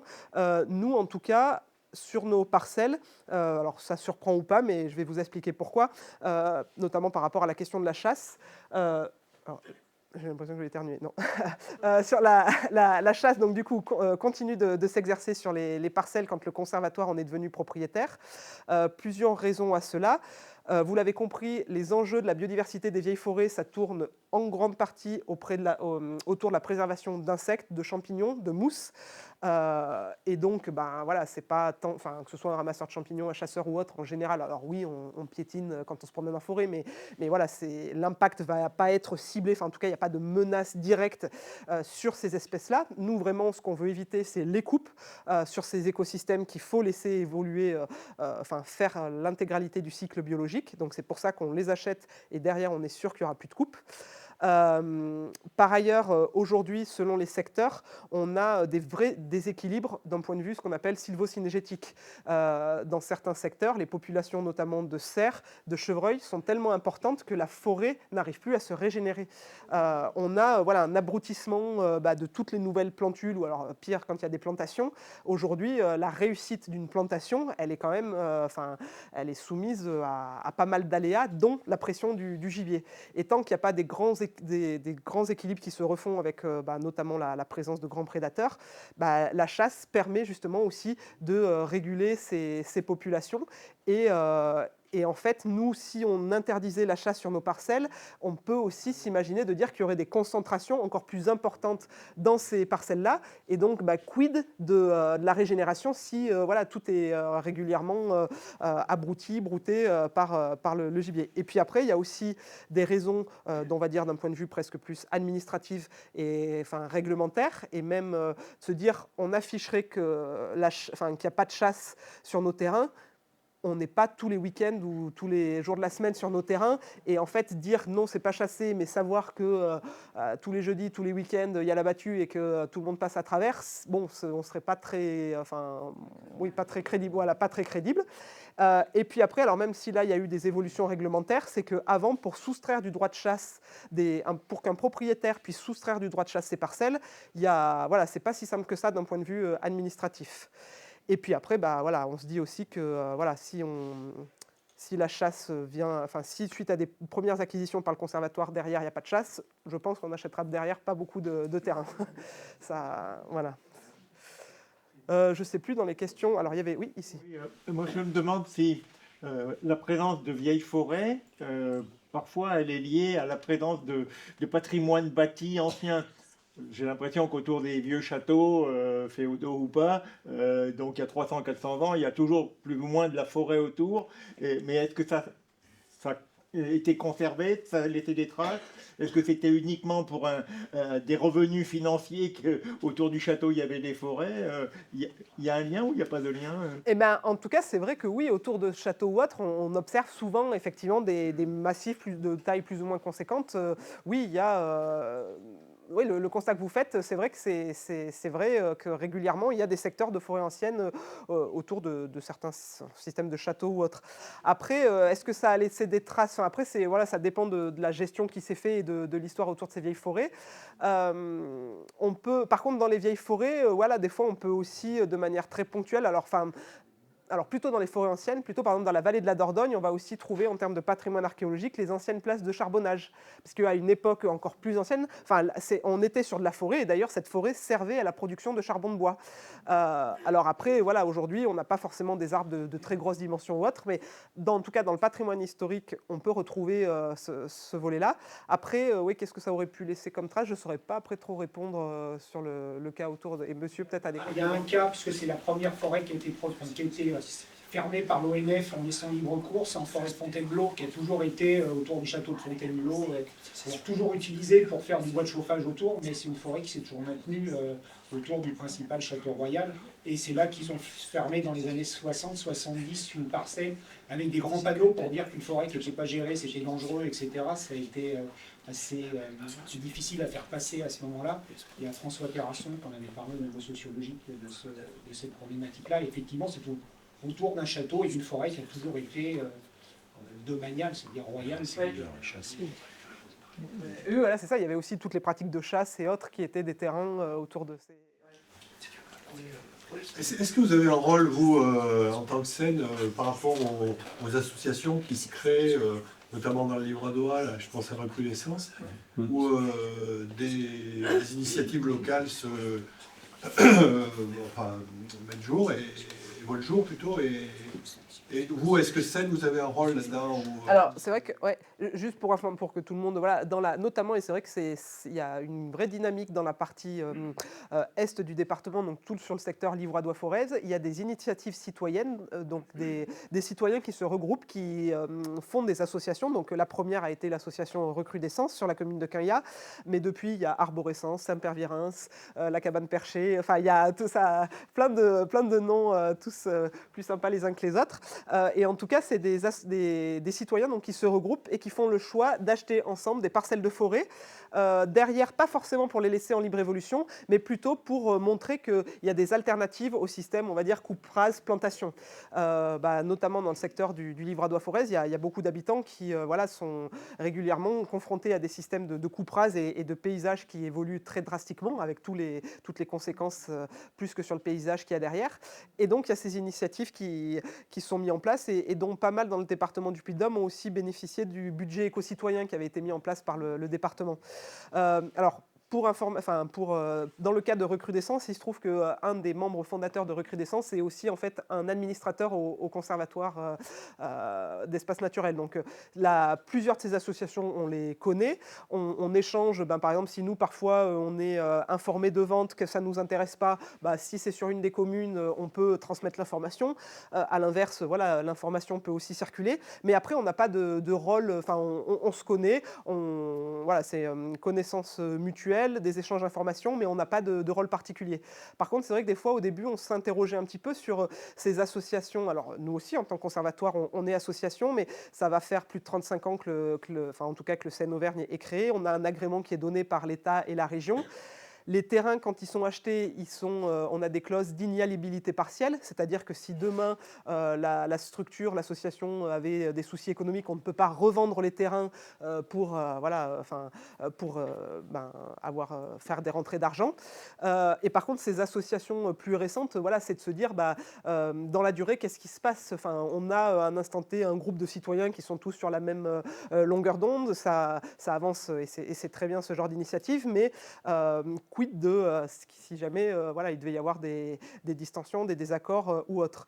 Il y a des dispositifs qui existent, notamment ce qu'on appelle les obligations réelles environnementales, qui pourraient peut-être venir sécuriser le fait que sur tel terrain, on restera dans la dynamique de sylviculture mixte à couvert continu ou autre. Donc c'est des choses des fois qu'on a aussi commencé un petit peu à discuter avec certaines de ces associations pour aussi renforcer en tout cas et assurer vraiment la pérennité, même si et c'est ce qu'on leur souhaite que ça dure et que ce soit vraiment pérennisé, mais peut-être de réfléchir un petit peu à avoir un niveau au-dessus en termes de sécurisation au niveau juridique, on va dire. C'est des actes notariés qui coûtent des sous? Alors, c'est des actes notariés qui coûtent des sous, effectivement, puisque les fameuses obligations réelles environnementales, c'est un acte qui est signé chez le notaire. Après, ça va être entre 800 et 1000 euros. Nous, on a signé plusieurs ORE, on est dans ces ordres de grandeur-là, et c'est sûr que c'est c'est un budget à l'instant T, mais si ça permet de sécuriser encore plus l'action, c'est peut-être quelque chose à étudier. Après, à la limite, de toute façon, on avait assisté à une réunion de recrudescence. À la limite, de toute façon, ils voient bien même, eux, pour exploiter ces secteurs-là, c'est que c'est tellement morcelé que ça revient excessivement cher à aller récupérer le bois et que c'est vite compliqué à exploiter, de toute façon. Pour n'importe qui aurait les parcelles, de toute façon, il n'en ferait pas grand-chose. Alors en plus, là, les endroits où elles sont localisées, bien souvent, c'est des endroits en pente, en machin, en truc.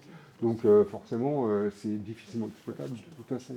Mais après, ils arrivent quand même à mettre en place un petit peu des éclaircies de la gestion pour justement, une fois de plus, dans pas mal de ces associations, c'est aussi montrer qu'il y a des alternatives au système très un peu simple, coupe rase, plantation. Mais vous n'êtes pas trop à couteau tiré avec les professionnels du bois Non, alors des fois, effectivement, alors quand on commence à acheter des terrains un peu sur une commune, ça interroge. Déjà, parfois à l'échelle de la commune, souvent il y a le monde de la chasse qui, c'en est les premiers qui aussi montrent des inquiétudes. Donc c'est aussi à nous de communiquer, d'informer. Comme je vous disais, les chiffres, on achète 50 hectares par an sur 3 départements réunis. Quand on dit que les vieilles forêts représentent moins de 2 à 5% de la surface forestière, nous on s'est dit que si on arrivait déjà à préserver 10% de ces vieilles forêts, ce serait bien. Donc autant vous dire, je crois que ça représente 0,02% de la surface de forêt en Auvergne. Donc après, en fait, c'est qu'à un moment donné, quand ça peut susciter des interrogations, des craintes, c'est de revenir aussi à des choses très factuelles qu'est-ce que vraiment ça représente en surface. Et on n'est pas en train de déstabiliser la filière forêt-bois ou autre. Mais par contre, c'est sûr que c'est de la communication, de la pédagogie qu'il faut avoir et ce qui est normal et d'expliquer. Mais jusqu'à maintenant, on arrive oui, et puis je pense que, en tout cas, préserver ces vieilles forêts, c'est aussi bénéfique pour le reste aussi des écosystèmes forestiers. Donc, Mais alors. Il y aura une question ici après, mais allez-y. Moi, je pense qu'il ne faut pas avoir peur des mouches, c'est-à-dire qu'à un moment donné, c'est bien une action qui vise à essayer de transformer l'exploitation excessive du territoire, que ce soit là pour les forêts, mais que ce soit pour le reste. C'est-à-dire que je pense que c'est politique, ça aussi, et que les initiatives citoyennes qui se créent même avec la fragilité éventuelle que vous évoquiez, c'est quand même des initiatives qui amènent à réfléchir sur comment on gère un territoire. Et je trouve que c'est important de l'afficher. Quand on parle par exemple du pognon que coûtent les ORE, il y a aussi un travail politique qui doit être fait par les députés par exemple pour faire aboutir des exonérations, des choses qui facilitent le travail des gens qui sont sur le terrain et qui œuvrent, parce que dans la notion de vieille forêt, il y a la notion qui peut être évoquée de commun. Oui. Et ça, c'est hyper important, quoi. Donc, il y a une militance là-dedans aussi, quand même. Ce que je partage totalement, oui.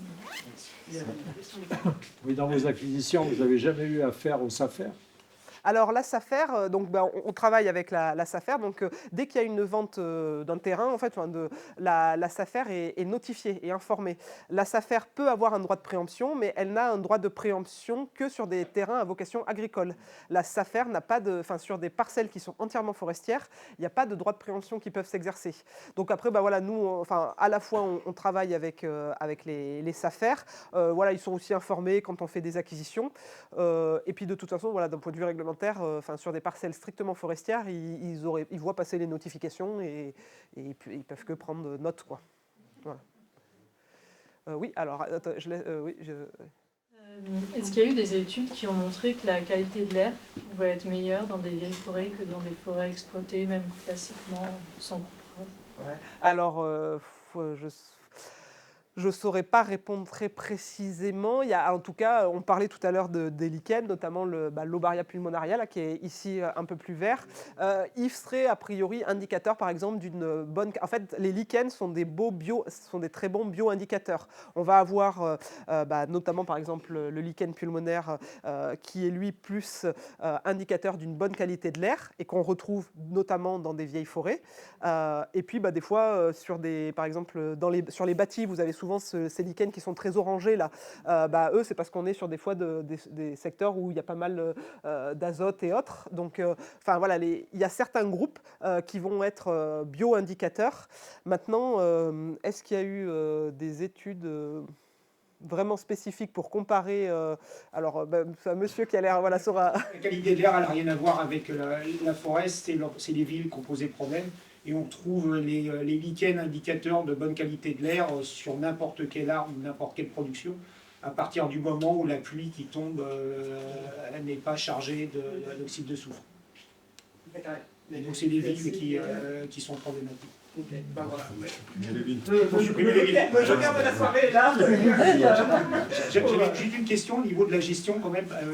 Si vous avez des espèces exotiques envahissantes qui se retrouvent dedans, j'ai en mémoire un arboretum qui est dans les plein centre des Pyrénées, c'est l'arboretum de Jouéhou, où il y a eu des essences du monde entier qui ont été implantées du côté de Bagnères de Luchon, et on retrouve dans la Hétresse apinière maintenant juste autour, même dans un secteur préservé puisque ça appartient à la fac de Toulouse, des essences qui n'ont rien à faire là. Donc, et puis dans les forêts tout autour, on retrouve du cotonéaster qui vient de nos jardins, du Pelus florocerasus qui vient de nos jardins.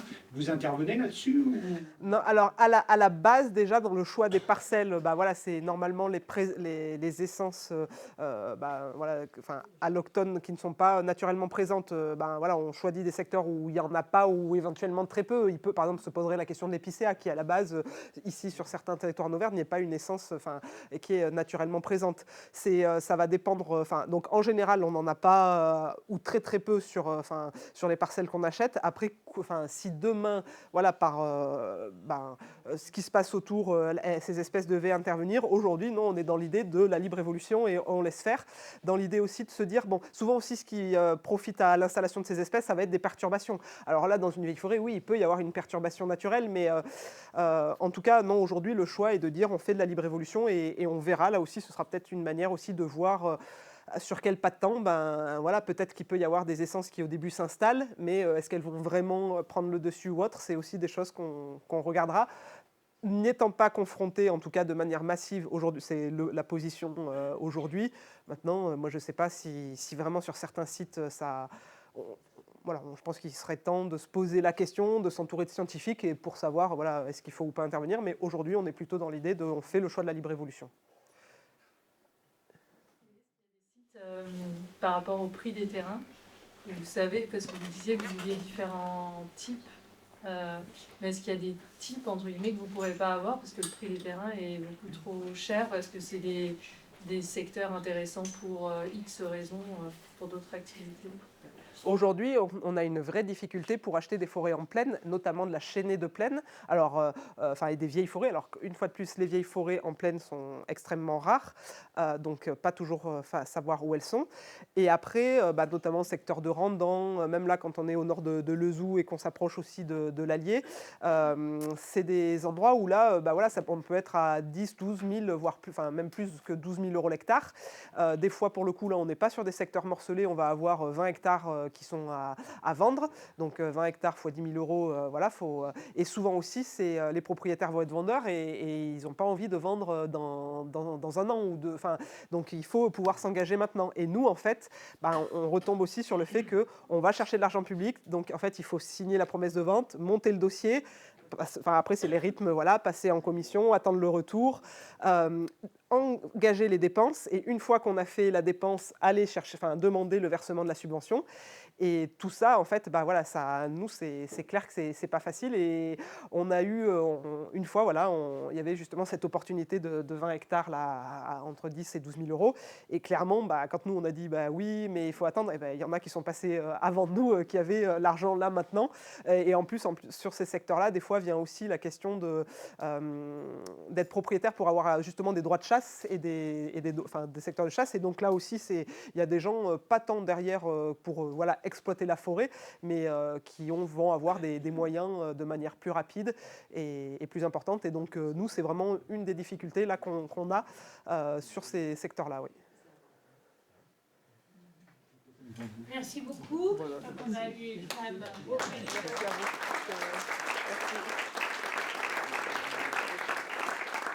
il y a un peu de il y a un petit peu de documentation si vous voulez.